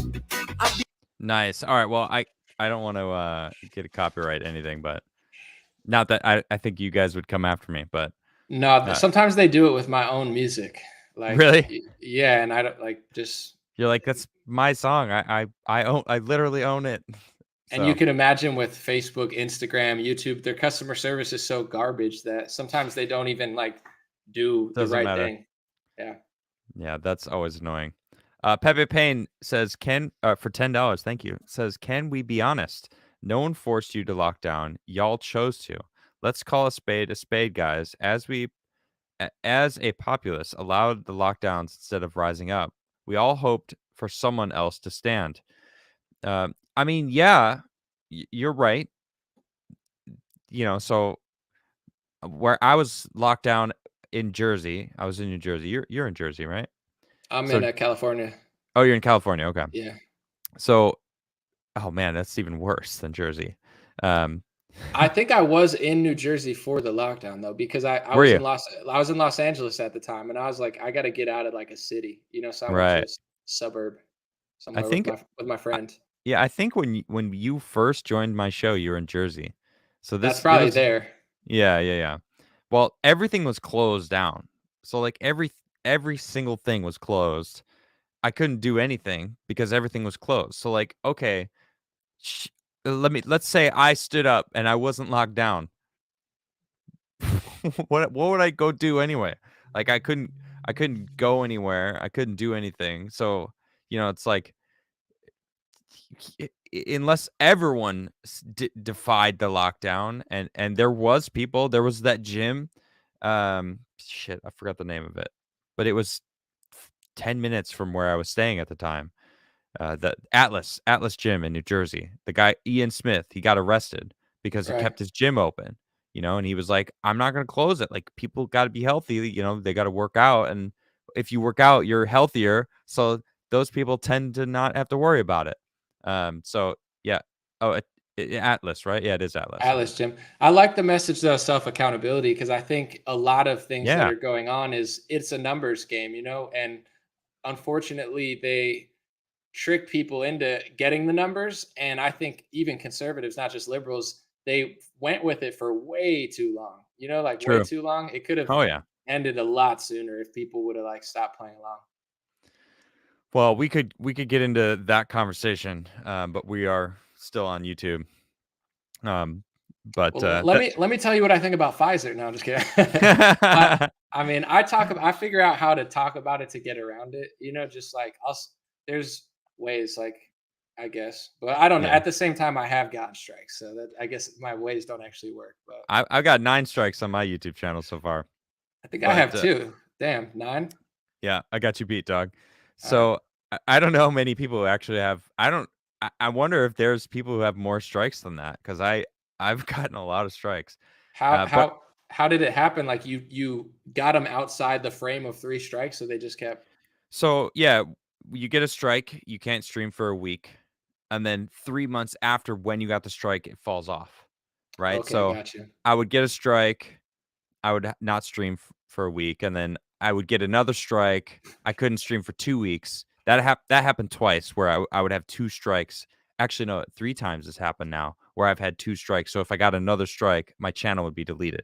So, like, it's always that, like, month between when I get the second strike and when that first strike falls off is always sketchy because I'm like, if I get a strike during that period, my Right. channel's gone. So currently I have no strikes on my channel, but it's beautiful because I'm dual streaming on Rumble. We are live on Rumble right now. I could just cut my YouTube stream and we could start discussing it all day long. And it's amazing. YouTube should give you an award for getting 9 strikes, but not getting 3. And like, I think that there Right? should be some sort of like plaque that says like, I have not like I'm over 10 strikes now, but I'm still here, and then Susan Wojcicki like smiling, like It's or like, like waving her finger at you, like she doesn't like you, but she acknowledges that you've played along to the terms of guidelines. dude, they really don't like me over on YouTube. But YouTube, I like you. At least the way you've helped me build my platform and be successful because of the awesome people that follow me. Not because you. Let's be honest, it's not YouTube. It's because of all you following me. You guys are the best. And also make sure you go check out that song, Fundemic. I'm gonna hit play as soon as I end this, so I can finish listening to it. Let's see. Fantastic Mr. Knox says the one side like to accuse the other, but they're only projecting their own issues. The loudest usually has something to hide. Got that right. I hear someone's being awfully loud and anti me on Twitter, probably because I called out her infidelity. Insight of the Ages says what it will be anti-S to criticize the Antichrist. Oh, what will it be called? Maybe. Um, I have no idea. Depends what like gender or race they are, Right. I Or heard. like I uh, I I was don't gonna know. say. I heard Jesus was trans now. That's something they're trying to push. Yeah, Which is, it's probably going to be a trans robot or something where it's like it's anti-machinery to, disagree with the trans robot, and it's LGBT unfriendly. yeah, of If you course. see a trans robot, I don't like to predict the Antichrist, but if you see a trans robot, that's the Antichrist for sure, and kick it as soon as you can, before they put anti-machine damage laws. Well, did you see in San Francisco they're having bots that kill Yeah, kill bots? that should go really well with the liberals over there. Like kill robots to solve what are you solving with that? I don't know.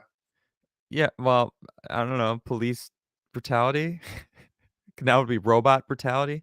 I don't know if it's Well, it better. wasn't a white cop who did it now. It's like a gray robot, which is like, No, it'll it's be a not rainbow robot. Come on. right. It'll be in the West Coast. They're gonna do all those robots rainbow colored. Like Boeing when they're just like rainbow, like Yeah. missiles, rainbow Yeah. missiles. Yeah, like, Hey, oh, this is eh, eh, inclusive. it's inclusive missiling. Right. I support. Felis But you I support did. it? I really didn't have. No, I was gonna make a joke. I I didn't really have support a the support. current thing. Right. Felis Rufus says, I don't blame Trump for the pandemic. He handled that the same way he handled ISIS. Let the people who are trained to deal with it do their job.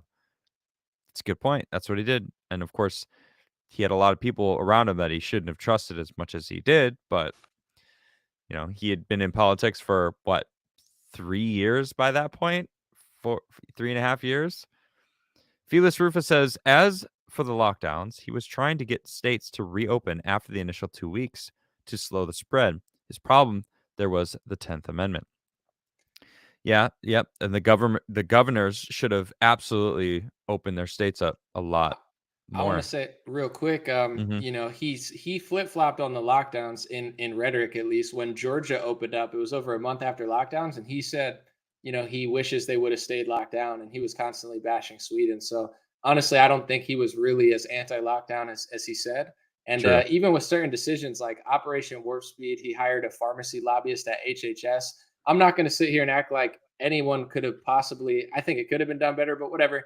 What I want is people to just actually challenge him, because I hope, if everyone just kind of rolls out the red carpet for him the next time, I'm not sure if he's even going to hire good people. And I think it's as a citizen or a voter, it's okay to be like, are you going to put pharmacy lobbyists like all over the health department, or are you going to put maybe someone like Joseph Lopato who Ron DeSantis chose as a Surgeon General, who's a frontline doctor, I who's not like sold him. out to big pharma. He's great. He's awesome. Yeah, he's awesome.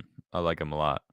And man, he pisses off the freaking establishment doctors because Right. he's like, nope. He was one of the That's all. frontline. That's what he said. He said, nope. YouTube. That's all I'm gonna say.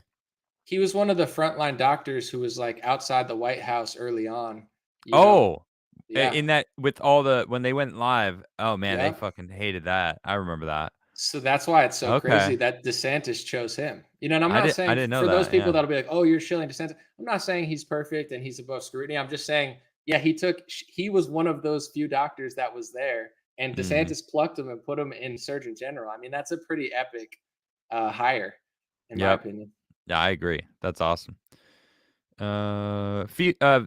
V6 Neon says, I see even fake news. CNN is openly admitting they are laying off staff. Do they know how to code? LOL. Shame the BBC aren't seriously downsizing. I'm sure they will eventually. Okay. Mr. Squiggle says, trust the plan. He'll be reinstated April 1st. Yes. Yeah, exactly. Down and Dirty Dream says, never trust a plan unless you are part of the planning. Oh, wait. Why? I had a super chat jump. Hold on. Let me find out where we are. My goodness. And there we go. Nacho Business. What's up, buddy?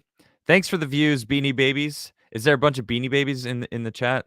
That's what I now call the people who are obsessed with Tim and can't stand that I exposed my story to the world because I needed to get that shit off my chest. And I feel fantastic, by the way.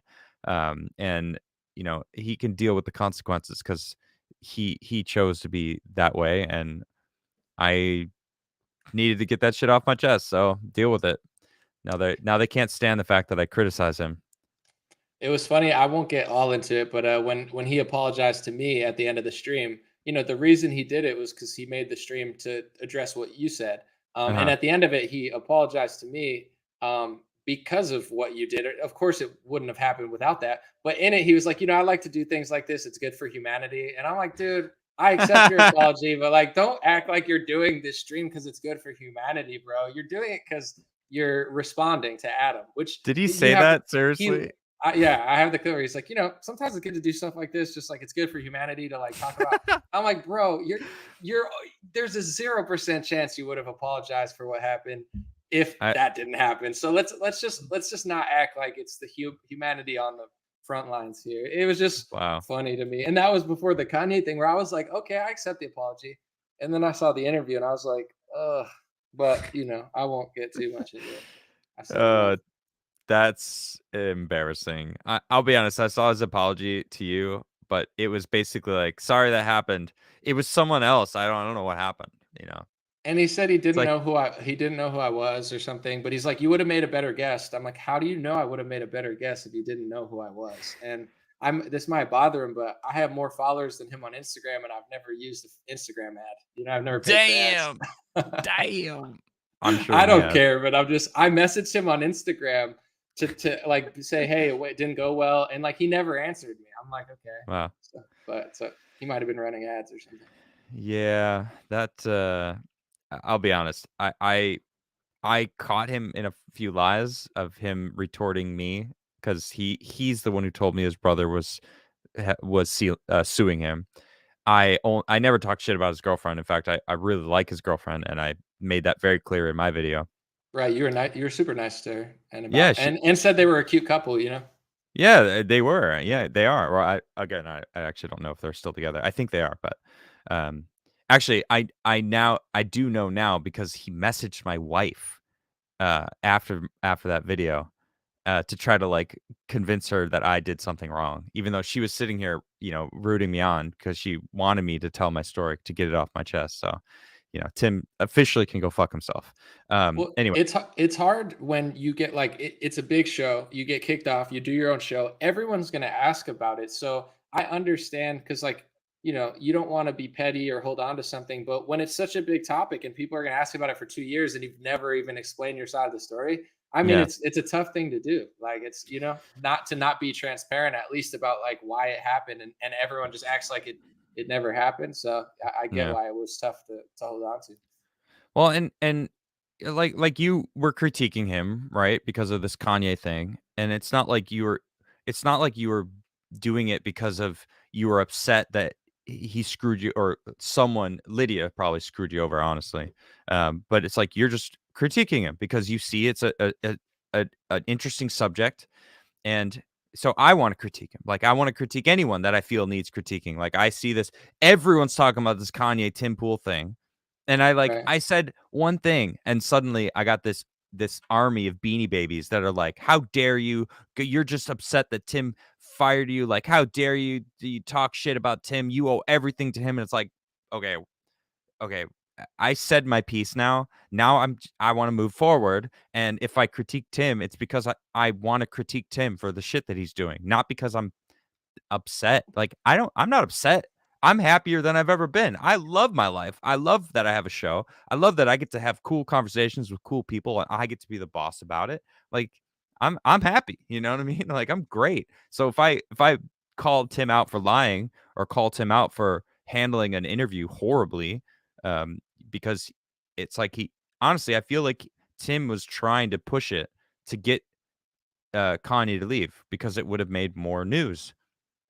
I don't know if that's true or not, but it's I the would vibe I say got. this, watching the interview back, because I watched it in live time and then like I, rewatched it back to cover it.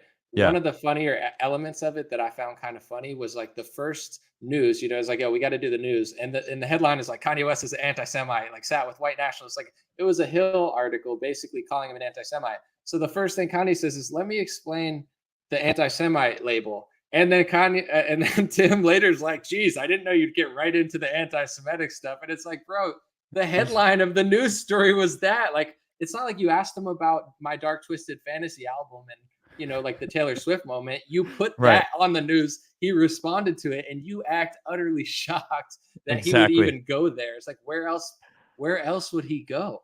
He can't go anywhere else with it. It's like, well, now that you brought that up, I guess I have to explain myself. And I went hard at Luke, who I've never had a problem with. God bless the guy. But when Kanye walked out, he suggested that he was like drug damaged. And I'm like, bro, because he doesn't want to sit and have the same like politically correct fake convo he had with Lex Friedman. You're going to Mhm. suggest that he's drug damaged the same way that Ben Shapiro and like the media is doing. I just thought that was like the lowest of the low, even way lower than anything Tim said or did, because it was just, mishandled, whatever. But I'm like, really, Luke, bro? You're gonna act like he's so dumb and so crazy. Like when you listen to Kanye talk, he's like very calm and Yeah. chill. He's not like, he doesn't sound like, he thinks quickly and can, Milo's talks fast. Certain people, their brain works like bang, bang, bang, bang, bang. So he's not crazy. And I thought that was crazy. So I kind of said some stuff. I was like, dude, that's so low to act like Yeah. he's just this crazy lunatic because he doesn't want to stay. Yeah, that's weird. That doesn't sound like Luke. I like Luke's stuff. He does pretty good stuff. Someone in chat said Luke's been around Tim too long. He's losing it. Maybe that's true. Yeah, maybe that's true.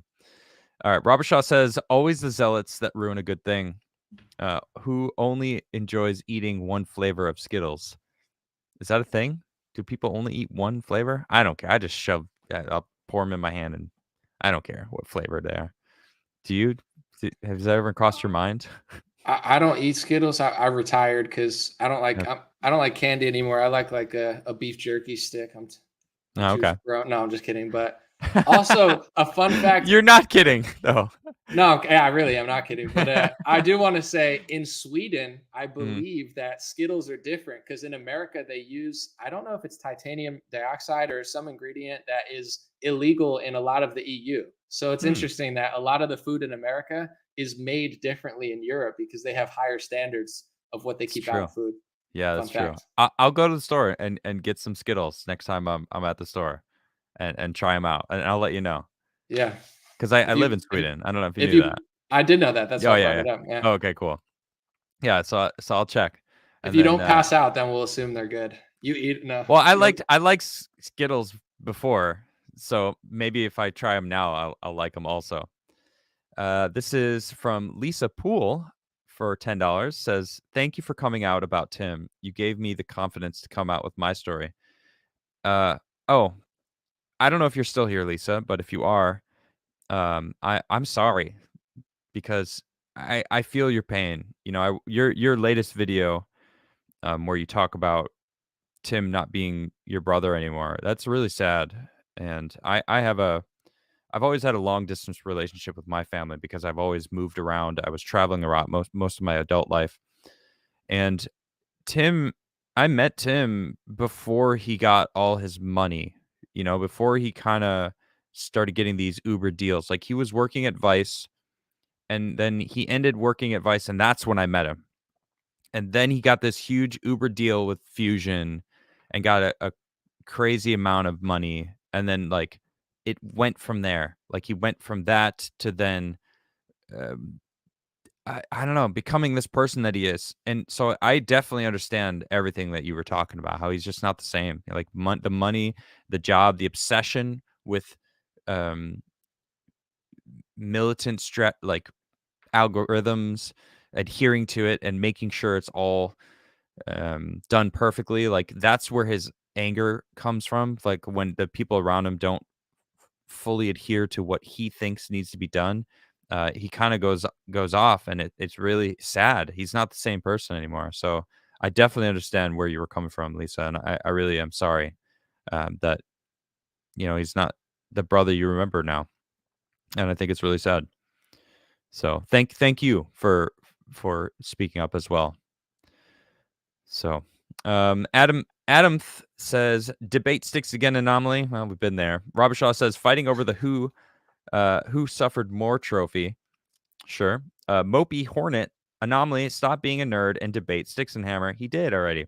Jeff Wave says Anomaly is spitting. Yes, he was multiple times this episode. Robert Shaw says they just say the ratio is all bots and double down.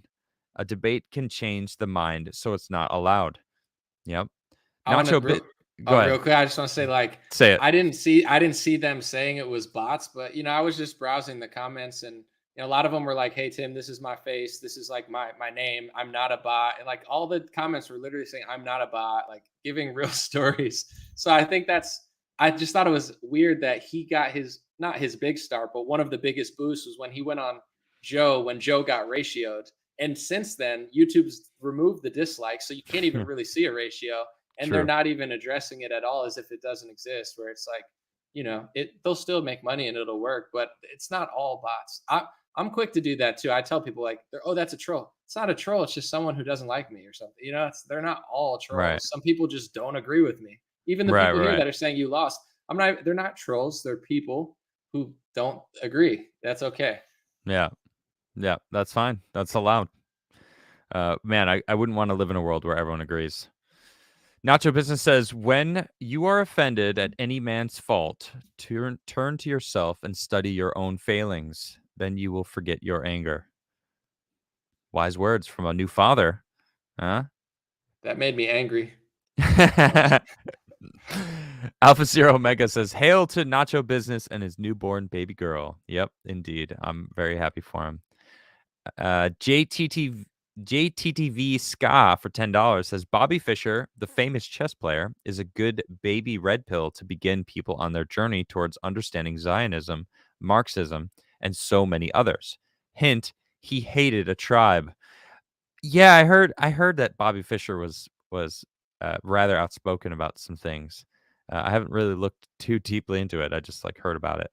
Robert Shaw says, real quick, he was Jewish himself. He did say some pretty harsh stuff, but I think he was also Jewish himself, which makes the dynamic of it, just like another yeah. It's like if Roseanne comes out and says that, like, can I don't know. I guess a black person could be racist against a black person. I don't know how the rules work. Someone would have to explain it, but just an interesting side fact.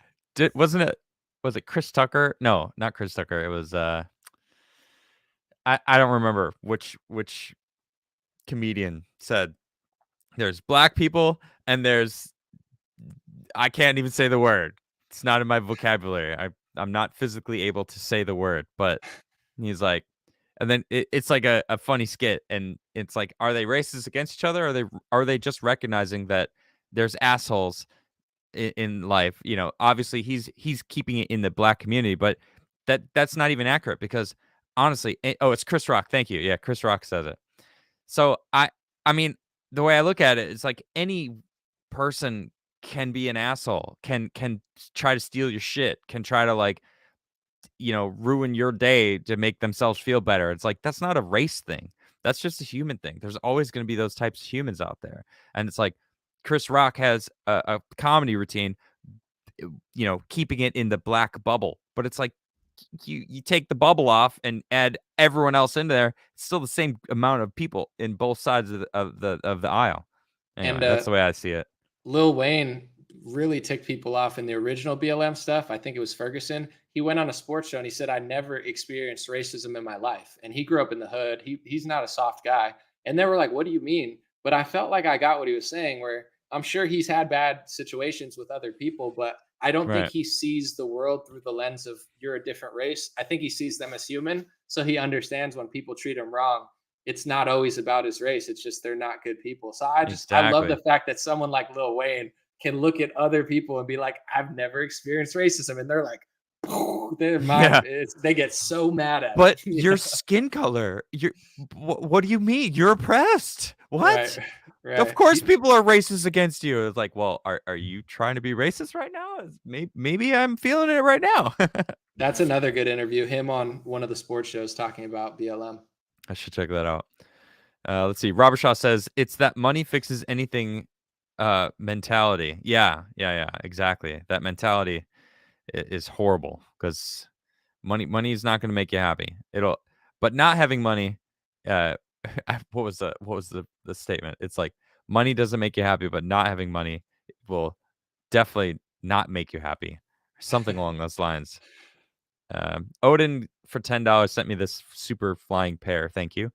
Not Tim says you're both wrong. Okay, we're both wrong. That was not Tim.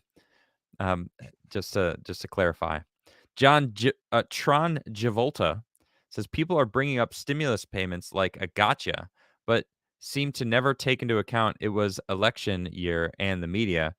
Oh no, I know we've both of us have talked about that and brought it uh, in many different things that we've talked about. So And uh, yeah, real quick, like, Thomas Massey tweeted when the CARES Act, he said, "This is going to be the biggest exchange of wealth in modern history, and it's cheese in the trap," right? Left wingers will pass it because of this, this, this. Well, it's for environmentalism, it's for racism.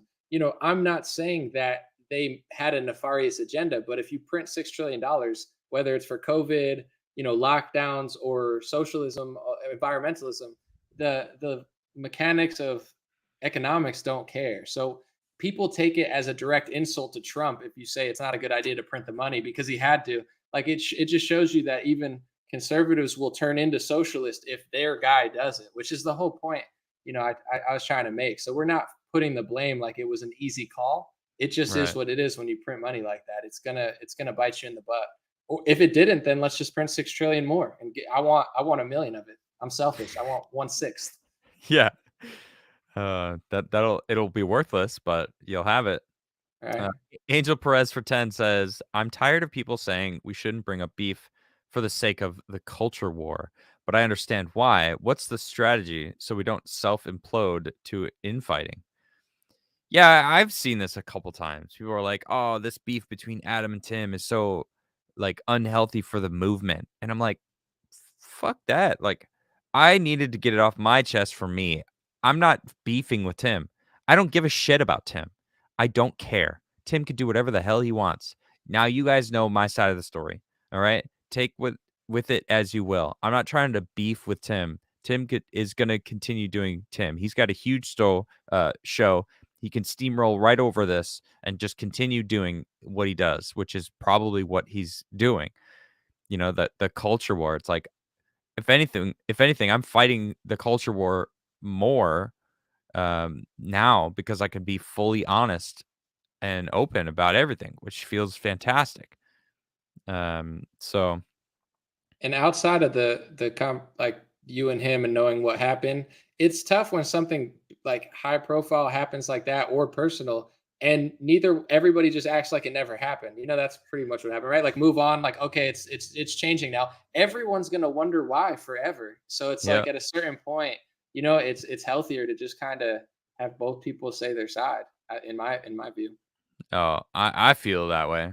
Yeah, and he never addressed it, never talked about it, and I was the only one who would be like, I'm not gonna." I would say that I'm not gonna talk about it, but I'm like, I wanted to talk about it because I loved the people that were watching us, and I wanted to be like, "Hey guys, stop." Yeah, I mean, people would attack me like, "I can't believe you left such a good thing. Like, how dare you ruin a good show?" And I'm like, God, just want to fucking tell you, like, if you only Right. knew the shit that I was that I was dealing with, like, man.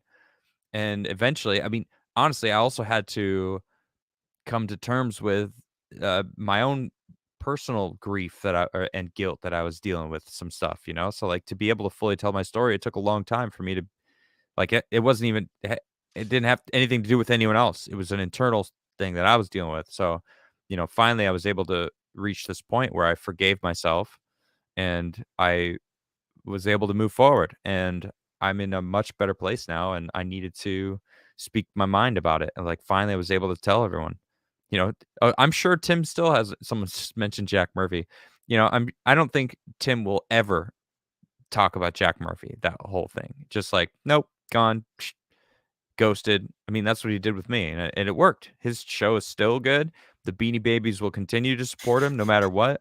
So, you know and honestly, if you like Tim, that there's nothing wrong with that because Tim does do a good job of reading the news, and he is very uh, aware of politics and what's happening. But he also is very black pilled and civil war and fear porn. So if that's what you're into, go ahead. That's fine. It's not for me. I can't stand the sound of his voice because it's grating on my ear lobes. Anyway, um, I do Robert it. Shaw. I was gonna say I don't have a Tim impression, but I do a good Ben Shapiro. Listen, Adam, listen. The Tim Cast is a really good show because listen, he stood up to the anti-Semite Kanye West, and listen, if you don't stand up to anti-Semitism, it's gonna affect my payroll. I mean, hurt people, but that's my Shapiro. Nice. I'm not the best at impressions. I like doing voices, but my own, and I don't. I should try to get a good Tim, but I don't care. Robert Shaw says not calling out the BS is self-destruction. Good point. Dion Cartoon says, Adam, on a portrait, how would you want yourself shown? Long hair, short hair? If you would get one, uh, I'd, I don't know. Why not split the difference? Uh, Maybe just like slicked back so you can't really tell, So it's like it could be long or it could just be slicked back short, like who knows? Um, or I guess it would be a mullet if it was long and slicked back, then it would be like mullety. Uh, let's go full mullet then, No, I'm just kidding. Don't give me a mullet. Just have fun with it then. But thank you for the question. If I were to get one, would be cool. Fantastic, Mr. Knox for $10. Thank you. Says I believe we still can have discussions that we can debate on, but come off better. I lost someone via discussion he didn't like and accused me of being a far. I can't say because YouTube no like. Wait, really? Being a far right something maybe. That sucks. It sucks losing a friend. People. I actually lost some friends. People thought that because I voted Trump, they're like, oh well, you must be an evil person. I don't want you around my children now. And I was like, I've been an uncle to your kids for like 10 years. Like how do you think my morals have changed? Like the person that I am inside has changed just because I voted for Trump. It's like he's 10 times better. Probably that's probably not even enough than Biden over Biden. Trump is significantly better than Biden. It's not even close. And somehow I was in the wrong because I didn't want Biden to be president and I wanted Trump to be president. It's crazy, man. They blindly believe. So sorry you had to deal with that, Mr. Knox. Odin for $20 says last night's show confirmed so much about the way I thought Tim was, and I was just always disappointed he was pro-abortion. The story really touched me.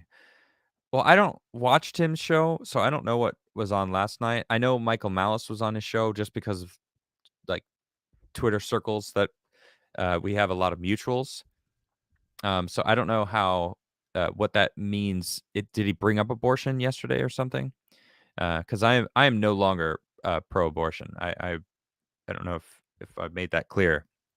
I've yeah, I used to be pro-choice, and which is pro-abortion, even though they'll screech at you when you try to point that out. It's the same thing. Pro-choice is pro-abortion, and I am not.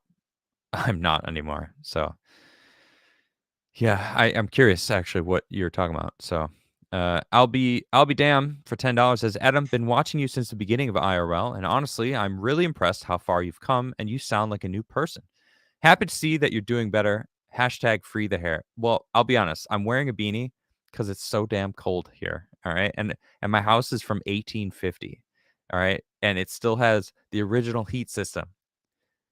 That's right. 4 fireplaces around my house, and that's it. And I didn't have them lit. So it's rather cold in my house. And you got to get them going for like all day for the heat to actually do something. It's a lot. So anyway, thank you very much. I appreciate that. Trey 500 Daniel for $10 says it doesn't have to be a conspiracy. It just has to be several individuals acting in their own interests, and Jewish people just happen to connect and reward their family members. So maybe we should just learn and do that, hook our family up and have strong communities. Yeah, that's what I see. I lived in New York, and one thing about like they have like straight up an entire neighborhood, like the Hasidic area. You go through that, it's like every single apartment, every single business, every single thing in that neighborhood is all like Hasidic Jews. And it's like that, they're maintaining their uh, culture and their families, and they're hooking each other up, and it's like maybe we should just learn about that and do that. Start communities, have stronger communities instead of just being the solo single me culture where it's all best to just take care of my stuff. There's something to be learned from that. I feel like people are missing the point. Right. And if they're selling something, the media, whatever, you don't have to buy it. So I think in this country, a lot of people True. have been complacent. The American dream got a lot of people lazy. And even now Yeah. the numbers are, there's groups of people, whether you group people racially or politically conservative or, Christians, there's countries where a small group of people will lobby more for their own interests, even if people call you names or say this or that, or they don't like it. I mean, it hasn't really stopped me in my pursuit of saying what I want. And I think if you do it in a nice way or try to, you won't face as much resistance as you think. But in this world, you could face resistance being the nicest person because you didn't get a shot. So there's going to be obstacles either way. You might as well just do what's right. Yep. David says, when Anomaly debated Brian from High Impact Flicks, and both were accusing each other of eating poop soup, I was laughing so hard. I'm trying to think what that debate was about. Yeah, he brought up the poop soup. We're cool now, me and Brian. I have no hard feelings. Or did I bring up poop? I think he was trying to do like a metaphor, and he was like, for example, you're eating poop soup when you vote, and I'm like, you're eating poop soup by not voting, because I was like, just like voting doesn't really matter that much, not voting doesn't matter. I think the whole argument was like he was like, I don't vote and I'm saving the country, and I'm like, you're not saving the country, just like I'm not. But then I started using his own metaphors against him. I'm like, you're eating poop soup. No, you're eating poop soup. 3 hours of that. That's That that's what the devolved people really wanted. quick. Yeah, but we're cool. I forget what happened in that debate, to be honest, but it was pretty funny. Well, David enjoyed it, so that's fun. Yeah. Manix T says, beware of the zealot, for their zealotry is to mask their inner demons. Give the zealot time, and their demons will consume them. There it is. Press Preskelto. I'm sorry if I'm saying that wrong.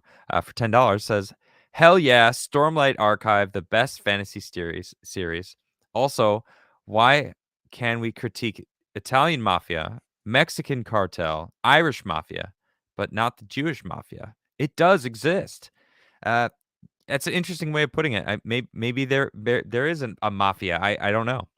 But yes, I see that you see my Stormlight book. There's that one, and then I think I got the second one there, and then the third one. I have the first one downstairs. I'm rereading it.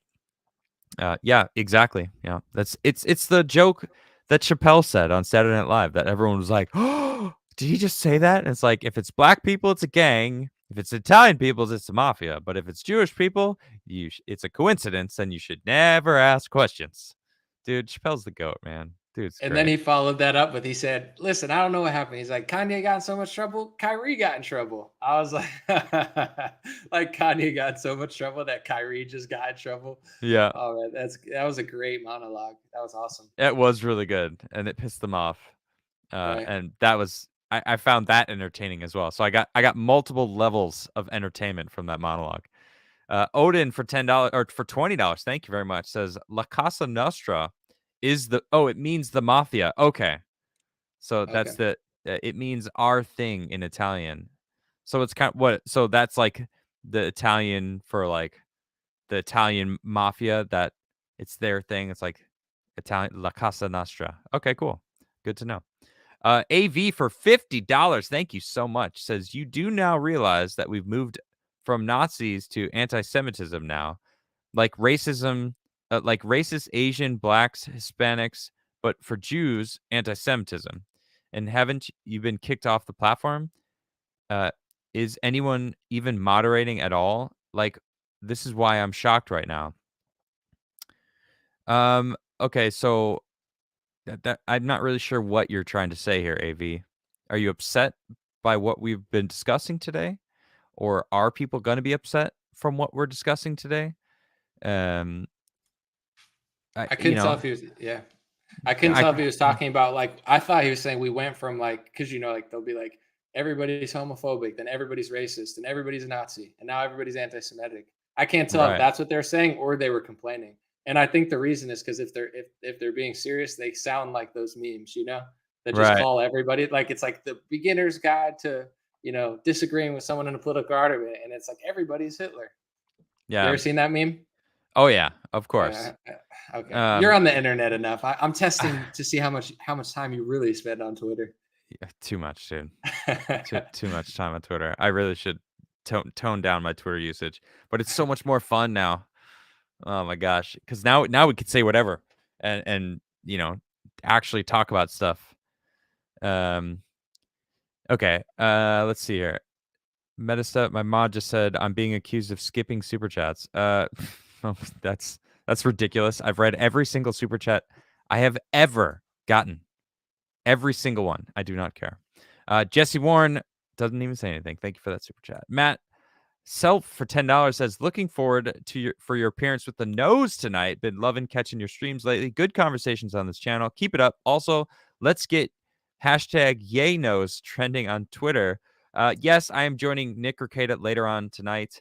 I might actually go take a little nap between now and then because it doesn't start for another 4 hours. And right now, I don't know where my phone is. It's probably like 2:30 or something for me. I changed my whole sleep schedule for this show. Yeah, it's 2:30. So it starts at 6 a.m. I'm not really looking forward to that. I kind of wish we could just um, go live right after we're finished here, but it's okay. Anyway, check it out. Madeeb says saying that black people are more human because they have more melanin is a weird way of saying other humans adapted to harsher environments. Yeah, I mean, isn't that why it happened though? Like the people who moved up towards like Scandinavia had less and less because there was a lot less sun. That's why their eye colors tend to be blue because the less sun, the more sunlight you get in life, the darker your eye colors get. That's just science. So it's the same. It's the same thing with skin color. I have a quick thought process real quick on like that type Go of ahead. stuff. Yeah, yeah. When people try to do this thing where like everybody's exactly the same, like, I mean, they do it with like sports leagues, like, women should play in men's league or like whatever they're doing. And, like everyone, it's like, if you told an Irish man and a black guy, like you're exactly the same, there's no difference. It's actually dangerous because like you said, there are different levels of sun. And here's something no one really talks about, but if you're super black in a super cold area, your level of sunlight that you need to receive to be healthy might be more than someone who's like super albino. So I think it's actually dangerous. Well, I think it's also dangerous to say that, like, dehumanize an entire group, like the Zoltaire said, the guy who Yeah. dresses like a genie. I also think it's dangerous to act like there's nothing at all different, because there are even little things like that. And on average, I think what I would disagree with Nick on is there's pros and cons to each group on average. Like Jeremy Lin's better than most black people in basketball, but on average, black people are usually better at basketball than Asians. But that doesn't, in my perspective, mean they're superior. I just think it means there's, on average, Asian people crush it in math better. So I think it's a beautiful thing to be. That's true diversity, is Yeah. understanding we all have the opportunity to be an anomaly and thrive, and prove people wrong. But to act like everything's the same, oh, we're going to make everywhere diverse. When they say that, they just mean they want every culture to be like left wing, and take away Yeah. their actual culture, which is actually True. ironically the opposite of diversity. That's a good point. Yeah, well said. All right, let's see where we were. Chad Whitaker for $20 says, I think everyone should keep in mind that Balenciaga dropped Ye, but Ye didn't terminate his relationship with them. You can't tell me he didn't know about the child abuse. Food for thought, folks. Yeah, I mean, he was wearing those boots. I don't know about a business relationship at all. I do know that Ye has lost a lot of money and is probably like worried about money. I know that his former wife now gets $200,000 a month for childcare. Sheesh. You heard about that? Yeah, that's a lot of money. That's insane. $200,000 a month Them for kids need to be four wearing kids. gold diamonds. They got to be eating. I don't know what's the most expensive food. That's bonkers, Yeah. man. It's bonkers. But yeah, I mean, I don't know. I saw Bryson's Balenciaga. So it's a good song. Check it out if you haven't heard it. Right. Mike Bickle says, I get tired of hearing about Jews who are atheists / hate Torah. They're physically descended, but they're not Bible believers. I miss you on Timcast. Excuse me. Pardon me. Thank you, Mike. I appreciate that. DJ Cogdo for 10. Israel attacked the USS Liberty in 1967 and killed 34 Americans and injured 100 more. I don't like Israel for stuff like that, not because of stuff like the ADL accuses people for. Okay. I never knew about that. Terrestrial Music Daisy X became a new member. Thank you very much. We got a new member. You can now spin the UFO yourself in chat. You have all sorts of different emotes. I got all of the Bay Staff Monday guys. You can slam in chat yourself. Have fun. Thank you. Down and Dirty says, never trust a plan unless you're part of the planning. I think I read that earlier because the super chat jumped, but I got it. Gideon Whitehead for $20 says, please, everyone watching, go donate to Help Family in Need by Misty Strand. My friend Sturgis just lost her child at 37 weeks after being shot in the stomach. Please give what you can. She really is in need of all our help. That sounds really sad. I can't even imagine. 37 weeks, you get shot in the stomach and lose your child. So Help Family in Need by Misty Strand. That's nice of you for giving them a shout out, Gideon. And I wish them good luck. Jerry Vision for 10 says, I always appreciated the Q movement. The mentally ill are much easier to avoid when they self-identify so loudly. Yep. Josh Crush, I don't know how to say that. Anomaly, FNT, and Tuesday night's main event. Yeah, I mean, maybe. I don't know how into like comic book culture and like movie culture and like all. Do you know the Geeks and Gamers guys and Nerdrotic? No, I didn't. I saw that super chat when it came out, and I was like, "What does that mean?" Yeah, so Friday Night Tights is the FNT, and then Tuesday night's main event is TNME, and they do a Tuesday night show and a Friday like afternoon show. Awesome conversations, awesome guests, hilarious. They don't tend to be political. It tends to be more about rings of power and what Disney's doing and how they're screwing up every single IP they ever touch and stuff like that. So, I mean, I hey, got you. Are you into that kind of stuff at all? I'm like oblivious. I mean, I do have friends that like certain series, and I've been told like Star Wars, that they've gone a little too woke, and Yeah, yeah, I'll they're say. just pumping out amateur, Star Wars stuff. But I'm a little familiar. But yeah, I'm not that. That's not my like hobby, so I'm a little oblivious to most of it. Yeah. JTTV Ska for $10 says they're scared of a movement forming like America First, but based. Yeah, I mean the Uniparty. That's why they don't like people like Anomaly. They poke holes in their theories and their statements into everything that they're doing. Call them out for their bullshit. But no one's above criticism anyway. Doesn't matter if you're America First or not. But I'm a you could friendly tell. guy. It's a shame they don't want to invite me places. I'm a fun guy, but I'm not a mushroom. But Yeah. it's fun guy. Come on, is this thing on or no? I'm just saying. All right. Anyway, so what do we got next? No, I'm just kidding. I was like, dang. No, oh, okay. I was like, okay, dang. I see Just what playing. this is. I'm Dang, just playing. I got kicked out of the Yuck Yuck Club. I just got here. That was my first joke. It was only going to get better. That was funny. I only do that to the people I like. All right, you should No, know that's that. really funny. Okay. That was funnier than my joke. Now I got to get back to the drawing board. Okay, let's see. Mark Robershaw says, if YouTube was bowling, you would be winning so much. Yeah, what is it? Is it 13 strikes in a row? Or no, 12? Because it's 10 frames, and then the last one you could do 3. So it's 12 strikes? So 12 strikes, and I got a perfect 300 game. So I guess I got 3 more strikes on YouTube, and then I'll be, I should get a plaque. Let's see. Nil Dragon for 10 says, how does Kanye know it's Jews coming after him? Isn't it more likely it's just banks and banking policies? Like, do we target Mexicans or do we target the border? Third variables not being ruled out.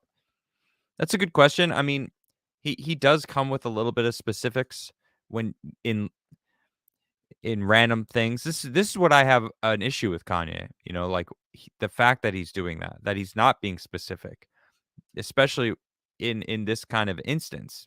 It's like call people out, the people who are actually trying to ruin you instead of just using the blanket term. Because I think you can't be upset with Tim for using the blanket term about black people, like you'll get the black vote, because you're doing the same thing, Kanye. So it's like, well, which is it? Are you gonna do, although I can get his instance because they were trying to lecture him, you got to do the individuals, but then of course they contradicted themselves. I don't think he was mad that he said the black vote. I think he just brought it up because he knew it was something that Tim wasn't following the rule on. Right, Where right, right. I don't know that he.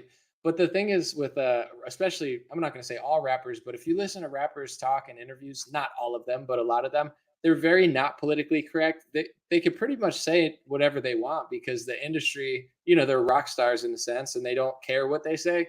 So I think the dynamic that's the most funny is Kanye's always said wild stuff, interrupted Taylor Swift, said George Bush doesn't care about black people. But once he mentioned a certain word, they basically were like apologizing. But he's like, no, he's like a kid where you tell him, don't touch that. And he's like, no, I'm going to keep touching it. So it's almost like at this point, he could word it in a way that would make people more upset. But it's almost like he's trying to just make a point and he just Yeah. won't not do it, which is funny from my view. But obviously, not everyone sees it that way.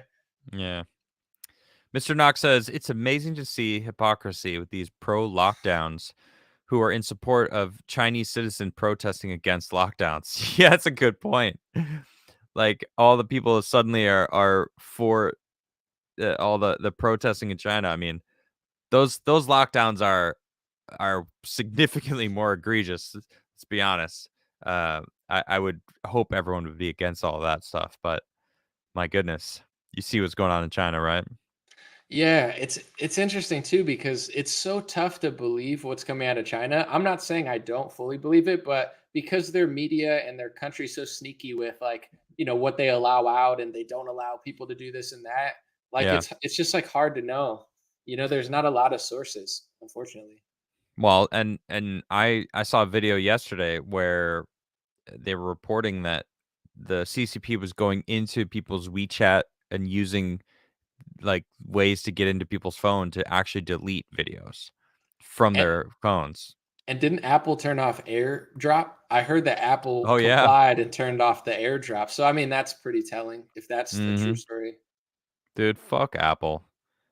Apple kind of I sucks, but they Apple make good sucks. phones. I guess. My phone. It's a iPhone 7, or maybe a 6.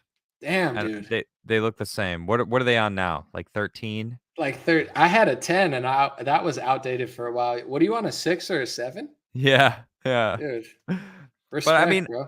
but I've never been the type of person that's like, I got to get all the new shit. I'm fine with something until it breaks. That's how I've always done a phone. Like, I'll use my phone until it breaks, and then I'll get a new phone. And that's Damn, how. a 7. I That's impressive, dude. don't even. Respect. I don't even know how to check, but I it's believe like, you. it's just like, it is what it is. I've had this case forever, which is good because you can't even get cases for this shit no more. For sure. So let's see here. Interesting comments for $10 says, please have Anomaly co-host with Ron DeSantis and another episode with Andrew Tate. Well, my goodness, if I could get either of those two on, that would be incredible. Yes, you know what? We'll say this. If I could get Ron DeSantis on or Andrew Tate on, I will invite Anomaly on. Hey, appreciate you. Because that would be great. Tired for 10 says, hi, Adam. Sent you a DM on Gab regarding your interest in connecting with Nick Fuentes. Love the content and congrats on the well-earned boom in viewers. Thank you. Yeah, I definitely feel, I'm sure a lot of people are trying to tune in to see if I'm going to like talk shit about Tim, and it's like, I'll be honest. I was mad at Tim because he he like tried to message my wife and convince her that he's a victim and like manipulate her against me. And that pissed me off a lot. And so I kind of got that off my chest, and I don't know. I'm not gonna like let him affect me because I'm happy in my life and I love my wife and I love my everything here. So I got that out. So I'm just gonna move forward. I mean, we really didn't talk about Tim today. I didn't want to talk about Tim. It was more about I wanted to talk about like the words used. And that's kind of what we were focused on, which was good. Great conversation today. Tim hit me up too, and he told me to expose myself to get your channel shut down. I was like, dude, no, he didn't. That's made up. He didn't really hit me up.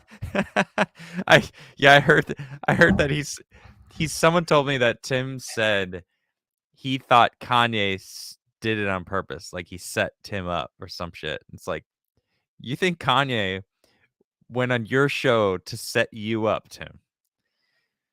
He warned Wow. 2 times. He literally said, because it wasn't even a different logical argument than he'd already had. He said the same exact thing Lex Friedman said, and Kanye said twice. He's like, I'm not going to have a Lex Friedman chat. And when Kanye said, what about the black vote? Tim was like, well, it's different because I just like, and then he was like, race does play a factor. Well, if race does play, if there's black groups that care about black people, if there's Christian groups that care about Christian people, and we know that the Vatican can do shady things, is it possible that every group can do good and bad? But it's like, I think he was playing dumb, and it's like he did. It's not like he just left. He's like, dude, I'm not doing the Lex Friedman thing again. But yeah, he did tell me to expose my genitals on air, and I'm like, bro, I can't do that. Adam's been nice to me, like I can't. No. I really appreciate that you're not doing that. Yeah. So why would Tim do that? Tim, damn you, Tim. That was not Tim. That was not Tim Pool that hit me. Oh, not Tim. That was not Tim Pool. Yeah. All right. I was gonna say, why is Tim so obsessed with Anomaly's genitals? I don't know. It's weird. He just knew it would be a quick way to shut the channel down. Or I don't know. Never mind. Anyway, super chats. Tired. Thank you for that. I'll check Gab. I don't go on Gab very often. Let's see here. Gentry Perry for $20. Thank you. Says, I've wanted to know the story for this whole time. You were my favorite person on Timcast. Thank you so much. Thank you. I was also my favorite person on Timcast. Robin Lee says, love your show. My family comes from General Lee. We are 3% German Jew, and I never cared when someone calls out the Zionist banking cartels. All right. Good. Robert Shaw says, congratulations, Nacho. So when's the second one? Who knows? Maybe he's still in chat. Not Tim is in chat, says it wasn't me. It must have been another not Tim Pool. Oh, it was Now, not Tim Pool. There's two. oh, I kept going triple. back and forth. Yeah. Triple not Tim Pool. All right, that's who it was. Jake S for $10, thank you, says, Tim reminds me of someone I've known all my life. They grew up with nothing, made a bunch of money. They think they can use it to control everyone around them. Also, Lydia called Tim baby live once. Did she really? Oh my goodness. Ooh, that's embarrassing. And no one clipped it and made that shit go viral, because that hits a lot differently now, doesn't it? Zachary Piazza for 10 says, Adam, you look petty and jealous. He gave you camera equipment and paid your salary for a year. Bro, you're a grown man. Move on. Well, I could tell that you didn't watch my video, because I was very grateful for all the things that he gave me and did for me. And he fired me from a show that I loved and that we built together. And he paid me to probably keep me quiet and keep me from being pissed off, and because I wanted to leave immediately. But my wife was working for him, and I also was working for him as well. I built stuff for him. I was the handyman in the house. Like, I had a job. It's like, you think I didn't do anything. There's people that were getting paid in the house that absolutely didn't get paid to do anything, but play video games and do jack shit. So anyway, Can I ask a question or no? Is it like, by I all just means. I just had a question because I listened to your stream. Like, if the issue was, the staff member that must not be named, but you were kind of still there, like, wasn't it still kind of awkward anyway? Because you didn't fully leave because, like, your wife was working and stuff. Well, I got fired, and I was trying to figure out what happened. And Tim alluded to the fact that we would do something different. Well, I want to, after it all happened, like a week later, he said, I want the show to be more interview based anyway. COVID forced us to do something. So you and I we'll start something different. We could do, he made this idea of maybe like, um, we had a bunch of different ideas of just like things that Tim and I would do. So there was this plan to do a different show. So I wasn't just sitting there. I was like waiting to do another show with him, right? And then he told me that we were going to start something, and then actually it ended up being like he told me he was going to fire Lydia and bring me back full time, like just the way it was. And then he bitched out on that because he probably doesn't want to face there was no NDA to get rid of Lydia without worrying about her blowing up his spot, which I think that she could have absolutely lied about Tim and claimed, that he was forcing her to do shit, which I would absolutely have jumped to Tim's defense, because I know that they were both mutually doing stuff together. They were clearly hanging out. And, so. It's tough when you have people living together, working, and then like relationships involved. Like, I work by myself, and like part of me wants to scale it, but it's like, you got to scale it right, or else like, you do run into snags. Like, it's hard, Yeah. unfortunately, especially in this day and age, it's hard to find the right people to work with. Yeah. I mean, I was also confused because like I thought he was my friend, right? And I didn't want to end what we had. So like the way that he made it seem like, all right, well, we'll do something different. We'll make videos of us shooting stuff in the woods, or we'll make videos of us doing random shit so people can still see us, and we'll do something together. So it was like I wasn't just getting paid to like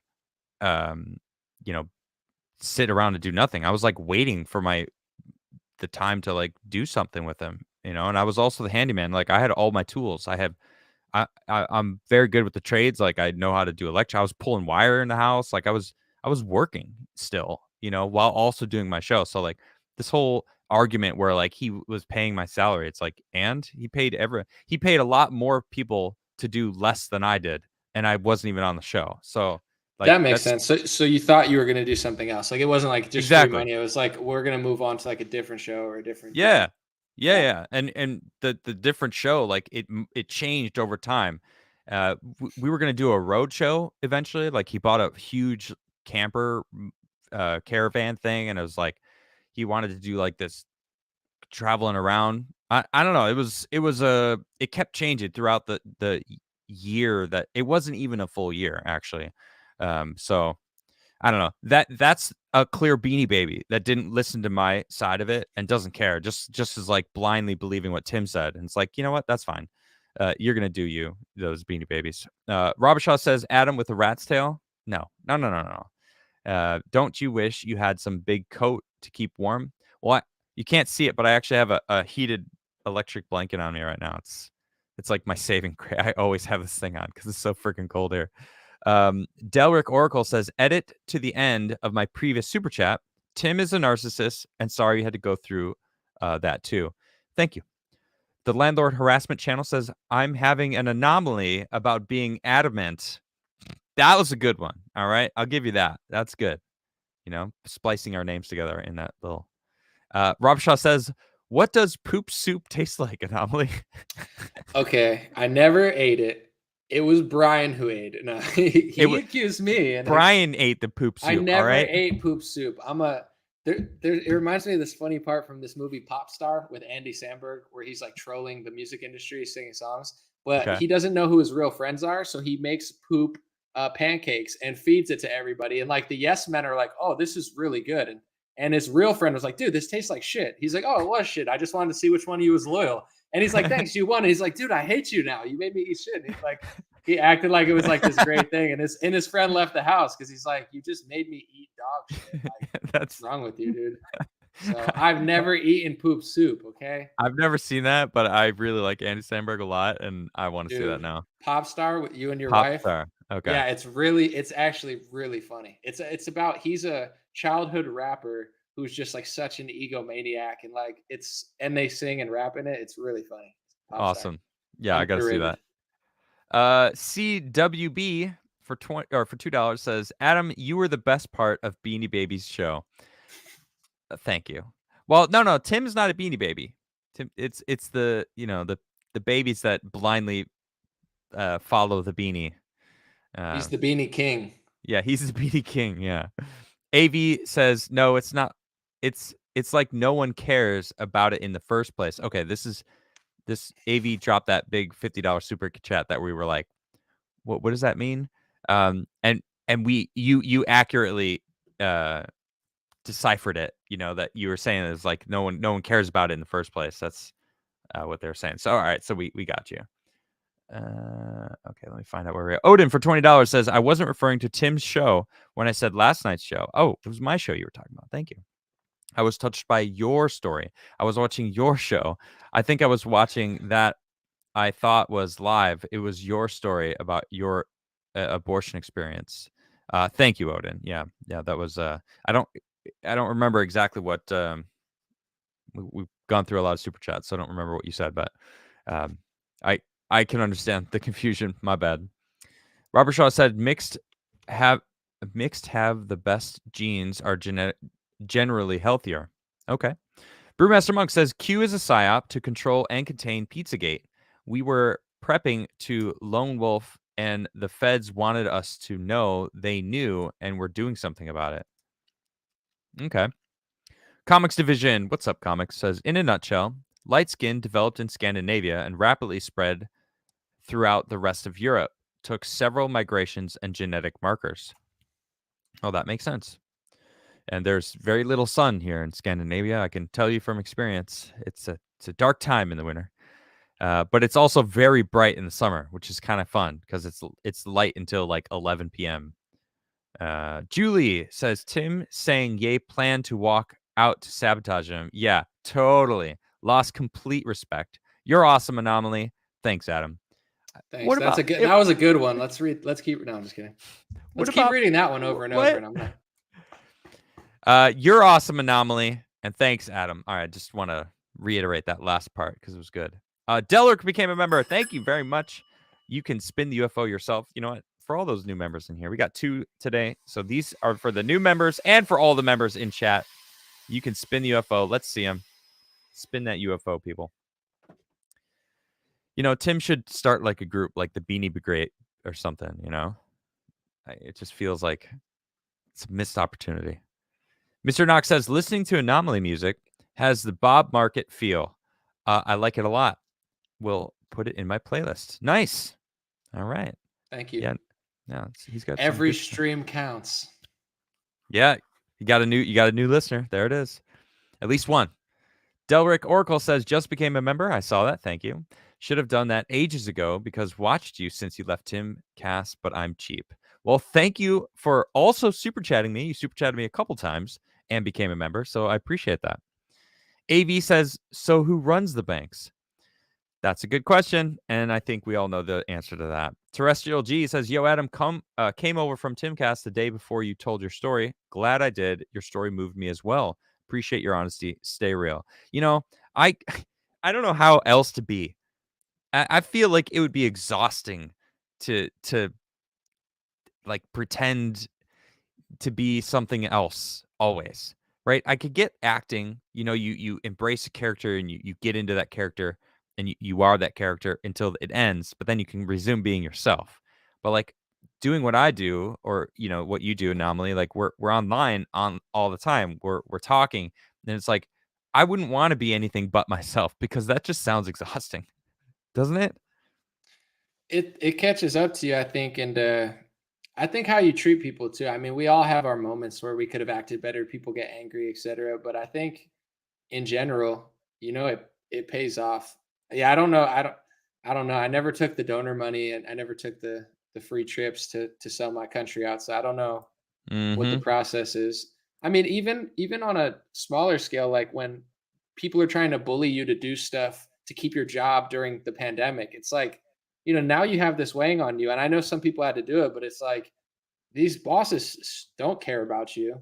It's just it's not the easy route's not always that easy anyway. So there's always going to be hard things. I do think it's harder to like just I don't know, fence it is the right word, but not True. really be who you want to be is a rough path too.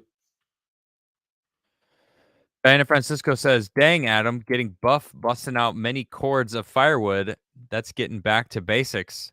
No, seriously, if like the world went to shit and like the electricity, like the solar flare hit the earth, I'd be fine. I've got a river with bass and pike in it.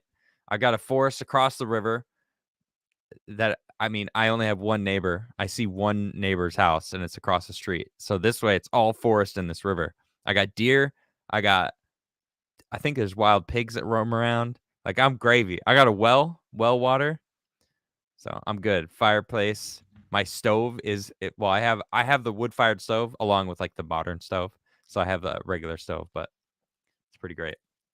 Felis Rufus says typically YouTube would have given you a 2-week vacation by now with this conversation. Hey, don't put that energy out there, Felis. I don't think And we it said anything that crazy or anything, no, I don't right? think so either. No.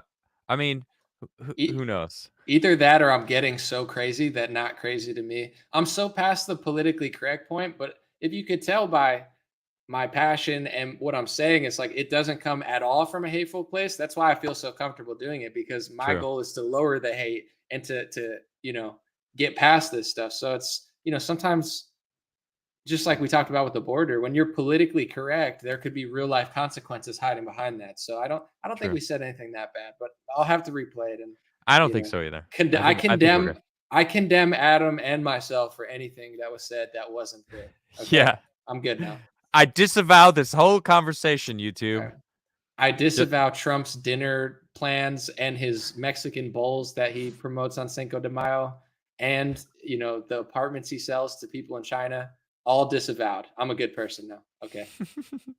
Ryan Hinnard says mafias started to defend the regular people from the nobility. I've seen a video game on Sweden's universal childcare program and is socially enforced for women to drop the kids off and go to work. They also have an interesting thing where you take turns. Different parents take turns being a part of being in school with their kids. So you actually get to like go and be in the class and like help teach. So the parents are actually directly involved with um, like the teaching of kids, which is amazing, both men and women. And they also have like 2 years off. It's pretty. I feel like people are so misinformed when it comes to Sweden, and I'm probably gonna do like a uh, let's talk about the differences. Let me tell you what it's really like living in Sweden, which Bernie Sanders says is like a socialist country. And it's like, well, it's also got a lot of capitalistic parts about it. They sell a lot of stuff, and it's kind of like a balance. So, The I'll 1%, the yeah. 1% are corrupt. The 1% are corrupt. Sweden is a good place. And if you vote for me, I will give my support to Hillary Clinton. Oh Give my me your god. money. Yeah. If you vote for me, I'll give my vote to someone else. How many And they times? still keep doing it like I 3 times. know. I'm like, bro, he's like the 1% corrupt, and I'm gonna vote for Hillary Clinton and Joe Biden. And people are like, oh, let's give hundreds of millions of dollars to Bernie.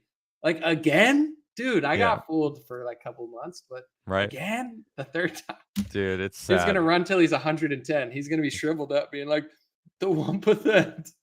I need a new nursing home. The 1%. I'm gonna vote for Obama.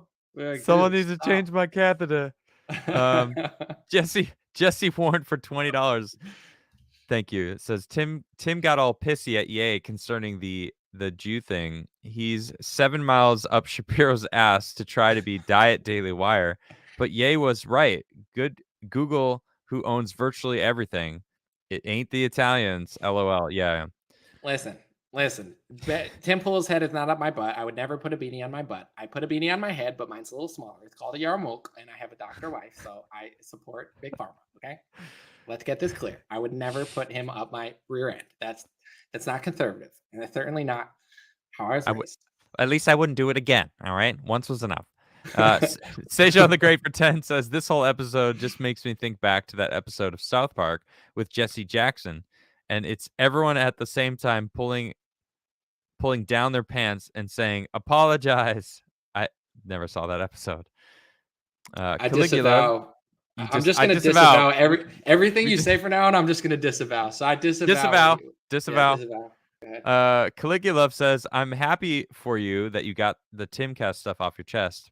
I've watched that show from really early days, and it's never been the same since you left. Thanks for being the real one. Thank you, Caligula. I appreciate that. I disavow. Disavow. Felix Rufus says, Ye really did leave on a charter flight before the stream actually ended, so Tim might not be entirely full of crap. Or Ye has enough money to be like, I'm gonna need a flight ready just in case. And if not, push it back an hour or two. I do disavow that actually, because he said in the interview, he said, I'm going to call a PJ, and a PJ is a private jet. So there are Oh, apps. that's what he was talking about? Yeah, when he said PJ, it's private jet. So he's rich enough to order one on an app. And he said he didn't have one ready. He said, I'm going to order one right now if you don't stop doing the Lex Friedman thing. Yeah. That's true. That's true. They have apps for rich people. I'm not rich enough to. I just put it together in my head because I'm not rich enough to know what PJ is from like doing it. I've never even been on a private jet, but I was like, oh, that's what that means. I guess. That makes sense. Yeah, I was like, peanut butter and jelly? See, we're not rich enough yet to understand that. Like, in my mind, he said, I'm going to order PJ with the money I've got left with a different account. I'm like, what peanut butter and jelly sandwich is so good that he's going to order it from a different. I was like, man, I want that PB. Amanda, you saw it too? You thought PB&J? PJ, pajamas. I'm like, yeah, I had no idea. My thought went peanut butter and jelly. Apparently, he stole cookies on the way out too. They showed that he took a bunch of cookies. Oh my god! You know what? Dude, that's all so right. baller. That's so I baller. got two things to say about the cookie thing. All right, ready? First off, Tim's just dumps money on buying food for that house. So like taking a couple of cookies and trying to make a deal out of it, like that's some petty shit, Tim. Like it's funny. It's just funny though that they're dude. like Santa Claus took the cookies. You know what I'm saying? It's like, yeah, he took the cookies on his way out. He took some cookies, and it was like, so what the fuck? Like, who fucking gives a shit? I don't think they were that mad, but I just saw that. It reminded me of Santa Claus. You wake up, they're like, the cookies are gone. You're like, yay came. Like, how'd the interview go? It didn't go well, but he took the cookies. Well, I'll tell you what. I had food in that house, and people ate my shit. and I was pissed, and they were like, "What's the big deal? Tim buys food." Like, that was the response I got when I bought my own food with my own money, and people were eating it, and I was like, "Can you guys not eat my food? Like, my food's in this area. If you eat it, like, I bought that shit with my own money." And it was like they made it seem like I was making a big deal out of it. So for them to like complain that Ye took a couple cookies out of the freaking there were still cookies in that picture. All right, it's like, shut the fuck up. All right, now the second thing I want to say is those cookies, they looked banging, dude. They looked so good. It was like some special peanut butter style Oreo looking thing, and it was like, damn, I want to try those. Things look so good. So I don't Well, you blame Ye, man. What you're talking about with the buying food stuff, whenever you have roommates, it's always the responsible one who buys stuff, and it's always the not responsible one who eats it. It's like, dude, it's not all a good deal. We all Yep. just share. And it's like, bro, you don't buy it though. Like I used to be Yeah, the one who bought the exactly. stuff, and it's like, no, we're all just, I'm like, that would work if it was close to 50-50, but it's like Right. 99% me buying it and Yep. 1% you buying it and 80% you eating it. So you gotta stop, dude. I've lived by myself for a while, but my roommates used to always do that. It's I pretty hated funny. that, man. I lived in a house with 12 people once in New York, and it was absolutely Sheesh. a nightmare, man. So Where in New York? it was Long Island City, like West Queens, right on the border of Manhattan. Okay. So yeah, it is what it was. But Sejong the Great says, need an Adam Anomaly collab jam sesh. Oh shit. All right. Yeah, I'm not really a hip hop artist. More of a like a singer-songwriter type, but Listen, I, what do you I got? got it. It could be a gun. No, I'm just kidding. Hold on. I swear if you oh, you got a harmonica. Yes, Are you yes, good? sir. You know what you're doing? Can I hit one real quick? Dude, hit it. Wait, hold on. Let me give you everything. Go ahead.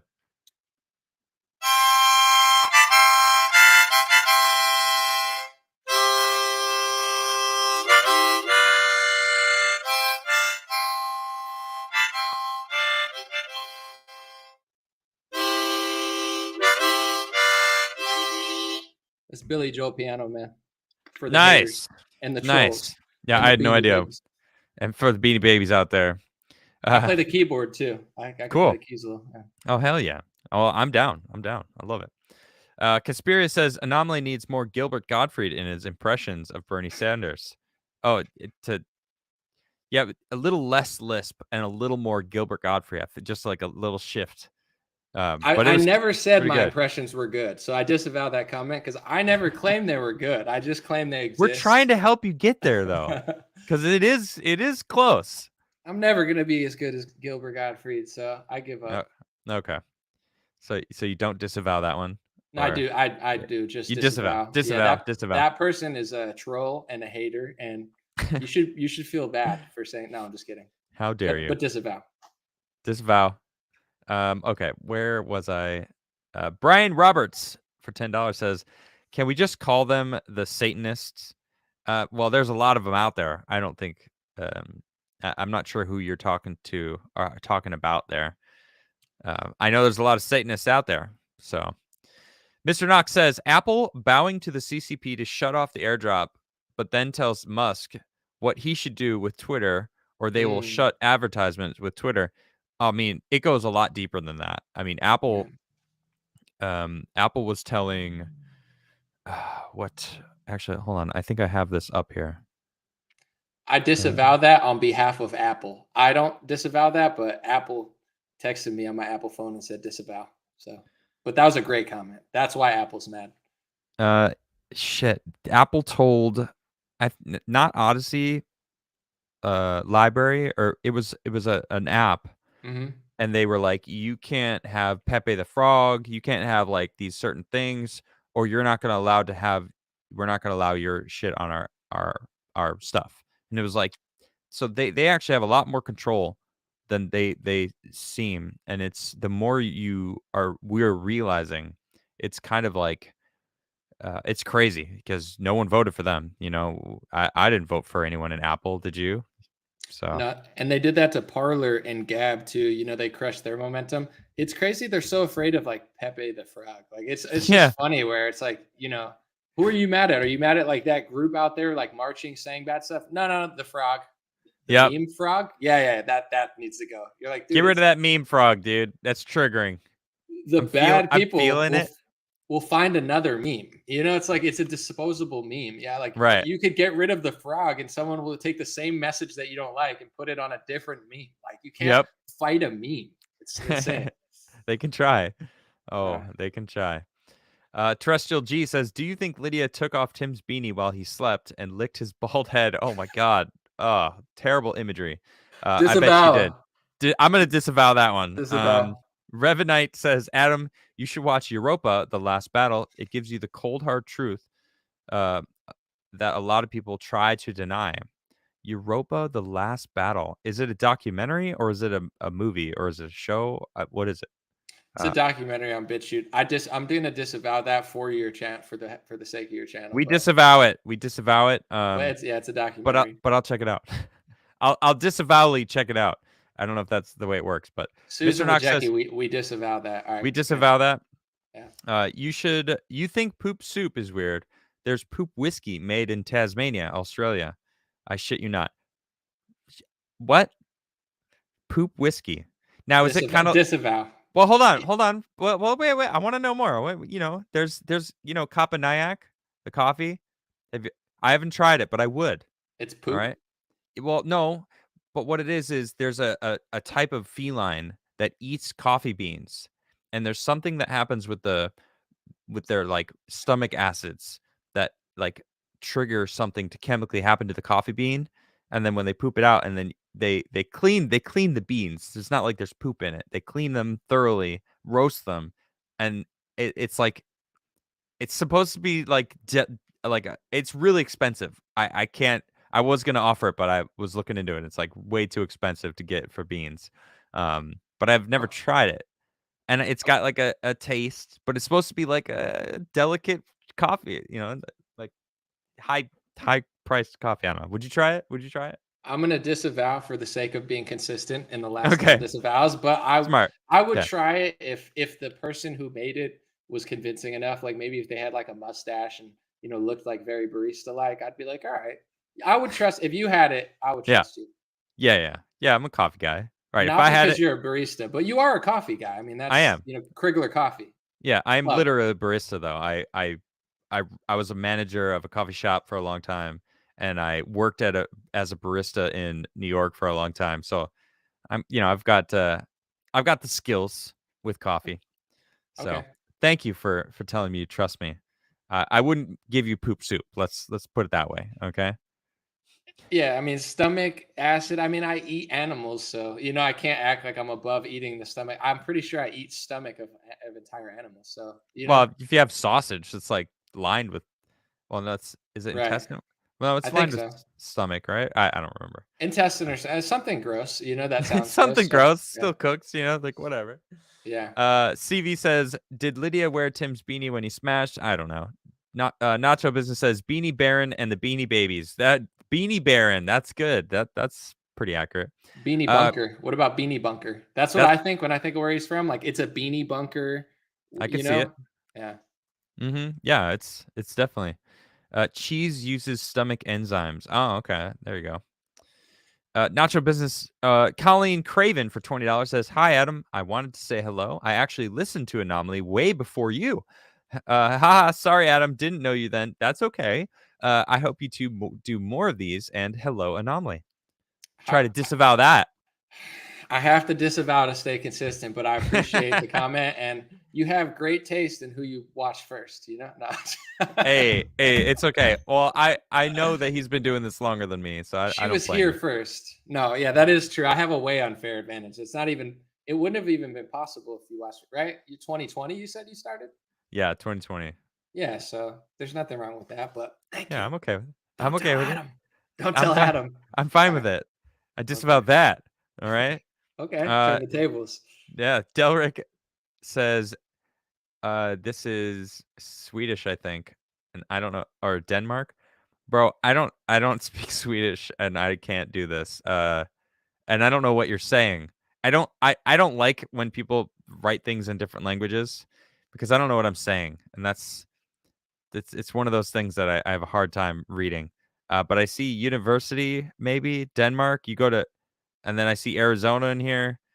I don't know what you're saying, so I'm sorry. Have you taken a dump in an Arizona university, Adam? I'm from Sweden. He. I like the cat coffee too. That's what it says. Okay. Y I think maybe I have. I might have taken a dump in an Arizona university. I lived in Tucson for a while, and I've been downtown many times. There is a I can't remember if I actually took a dump down there, but we'll go with it. Yeah. If that So, wasn't what it said, I apologize, and I'm not ignorant. I disavow whatever that was that I just falsely translated. Delrick, do me a favor. Just type it in English and tag me in chat, and when I see it, I'll read it. Okay? Gideon Whitehead says, I tagged both of you on Twitter with the link to donate to Sturgis. There are no murder charges because in Colorado, the baby is not life. Oh, that's fucked up. Damn. Um, Damn. Sorry to hear that, man. I need to stop watching YouTube. Says is not a good.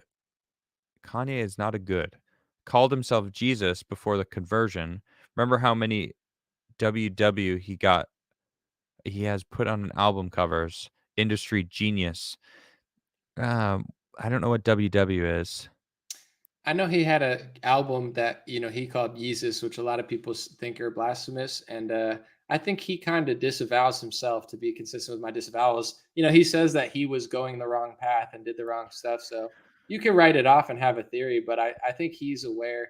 I actually saw him at his Sunday service, which is like his church thing. It was Mhm. amazing, and he did some of his older songs, but he took all the dirty lyrics out of it.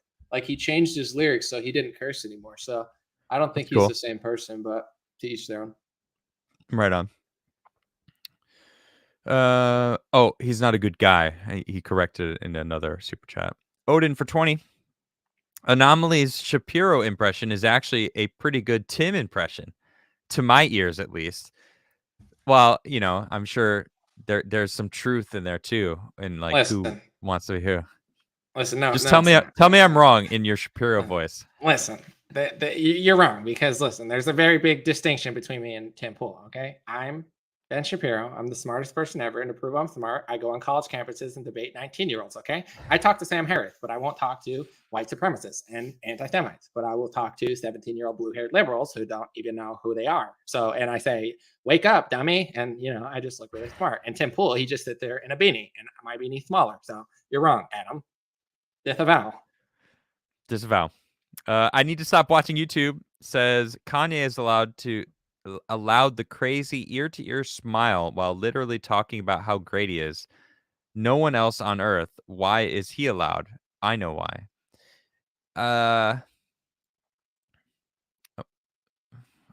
How would you respond to that one? Who is he saying? Tim or Kanye is oh, allowed on the YouTube? crazy ear to ear smile while literally talking about how great he is. No one else on earth. Why is he allowed? I mean, everybody should have some sort of humility, but honestly, I do think he's pretty fire. I'll say this, and some people would say, like, oh, you like him too much. I think I'm a good performer. I've done shows in front of people and stuff. He's Yeah. so good at performance, like, not even just the music and production. He'll put together a choir of 300 people and turn a stadium into like a jungle, and they're all like, he is on a certain level. So I think he gets away with it because he really does a lot of good stuff. And I guess at the end of the day, no matter how cocky he is and no matter how many things he does that people say he shouldn't, he keeps Yeah. getting away with it because he keeps taking it to that level. He makes a shoe, it becomes one of the biggest shoes. Like he really, most people would fade away because their words don't follow their actions. So he's definitely cocky, but I think that's why he kind of gets away with it because he just keeps doing like crazy good stuff. Yeah, I see it. Okay, Robert Shaw says the apple has rotted. Do not eat or you'll sleep. J Dub says Adam on the guitar, Anomaly on the harmonica, and Grayson and McDonald on the vocals. That would be fire. That would be dope. I'd be down. Mr. Knox says search Belgrave Holy-ish whiskey. Oh, Belgrove Holy-ish whiskey. Okay, Is the poop whiskey? Is this what you're talking about? I gotta look this up. Hold on. Belgrove Belgrove Distillery. I'll look it up. I found their website. I'll check it out. Mark Robershaw says Adam has a cat and has coffee brand. Yeah, my cat's not eating my beans. All right, I don't even get my own coffee out here because it's too expensive to ship. All right, I'm not making Tim Pool money. All right, I'm anyway. Mr. Knox says it's made in a distillery in Belgrove. Sheep poop. Have you tried it, Mr. Knox? That's very interesting. My goodness. Disgusting. Belgrove. Disavow. Belgrove. Now I'm gonna have a whole town mad at me. Disavow. How dare you? Oh, here, Delrick actually said I went to university in Denmark. I'm from Arizona, but don't care where you live. Support you regardless. Thank you. That means a lot. I like that. And Mark Robershaw says Kanye loves some fish sticks, though. All right, does he? I don't know if that's true or not. Have you seen that South Park episode or no? No, is that a thing? Oh, Okay. yeah, it was a South Park episode where he kept saying he likes fish sticks, but they were doing like fish dicks. Like that was the joke, but he was Right. so like into himself, he didn't get it. And like apparently Kanye really got upset at that and like wrote it in songs and stuff. So it was like an ongoing joke. That's funny. Don't give the internet. Don't let them know you're upset about something because they'll use it. That's funny. Right. All right. That was great. That was a good episode. Thanks for hanging out throughout all the super chats too, because the super chats took a while as they do when people are supporting. Thank you very much for support, guys. Make sure you go follow Anomaly. It's legendary energy. Also, what's Dream Rare? That's my Instagram. So the easiest way to find all my links is dreamrarelinks.com. So that word and links.com, you get to a link tree, Facebook, YouTube, Instagram, not TikTok because they banned me. So whatever, CCP. TikTok banned you? Yeah, I didn't even do anything. Like same content I post, but there's snowflakes over there. Yeah. So maybe it was the anti-lockdown rhetoric or something. But dreamrarelinks.com, you got all my stuff, and I appreciate it. Even one stream counts. I'll be on the street begging for just one stream. So every dollar counts, every stream counts. Thank you guys. Definitely go give him some support. He's great. Mr. Knox says it's strong. He's talking about the poop whiskey. So I guess I drank shit whiskey. So you did try it. You poop drinker. You poop drinker. You drank the poop soup. Yeah, you're a poop soup drinker. Disgusting. Poop soup drinker. Disavow you. Not Tim says, Ye stole a chicken from the castle. That's funny to think about. I doubt it, but that's pretty funny. He's just running with the chicken. They're like, what the heck? He's like, because of it's a private jet. It's a private jet. He could probably take a chicken with him, right? I mean, what are they gonna do? No, you can't take that chicken. All right, well, let me get my another private jet that allows chickens. I'm sure you have to click like, do you have a chicken? There's a box you have to check. Chicken friendly. All right. Thank you very much, Anomaly. You are fantastic. Everyone, thank you very much for tuning in. I've got Araco TV tomorrow. He is a fairly large YouTuber, and we're going to be talking about men and women and dating in this climate of TikTok and Instagram and Tinder. I almost forgot like the name of the dating app, Tinder and whatever dating apps. And it's going to be a fun conversation. So I'll see you all tomorrow. Thank you very much for tuning in and have a great night. Peace out, everybody.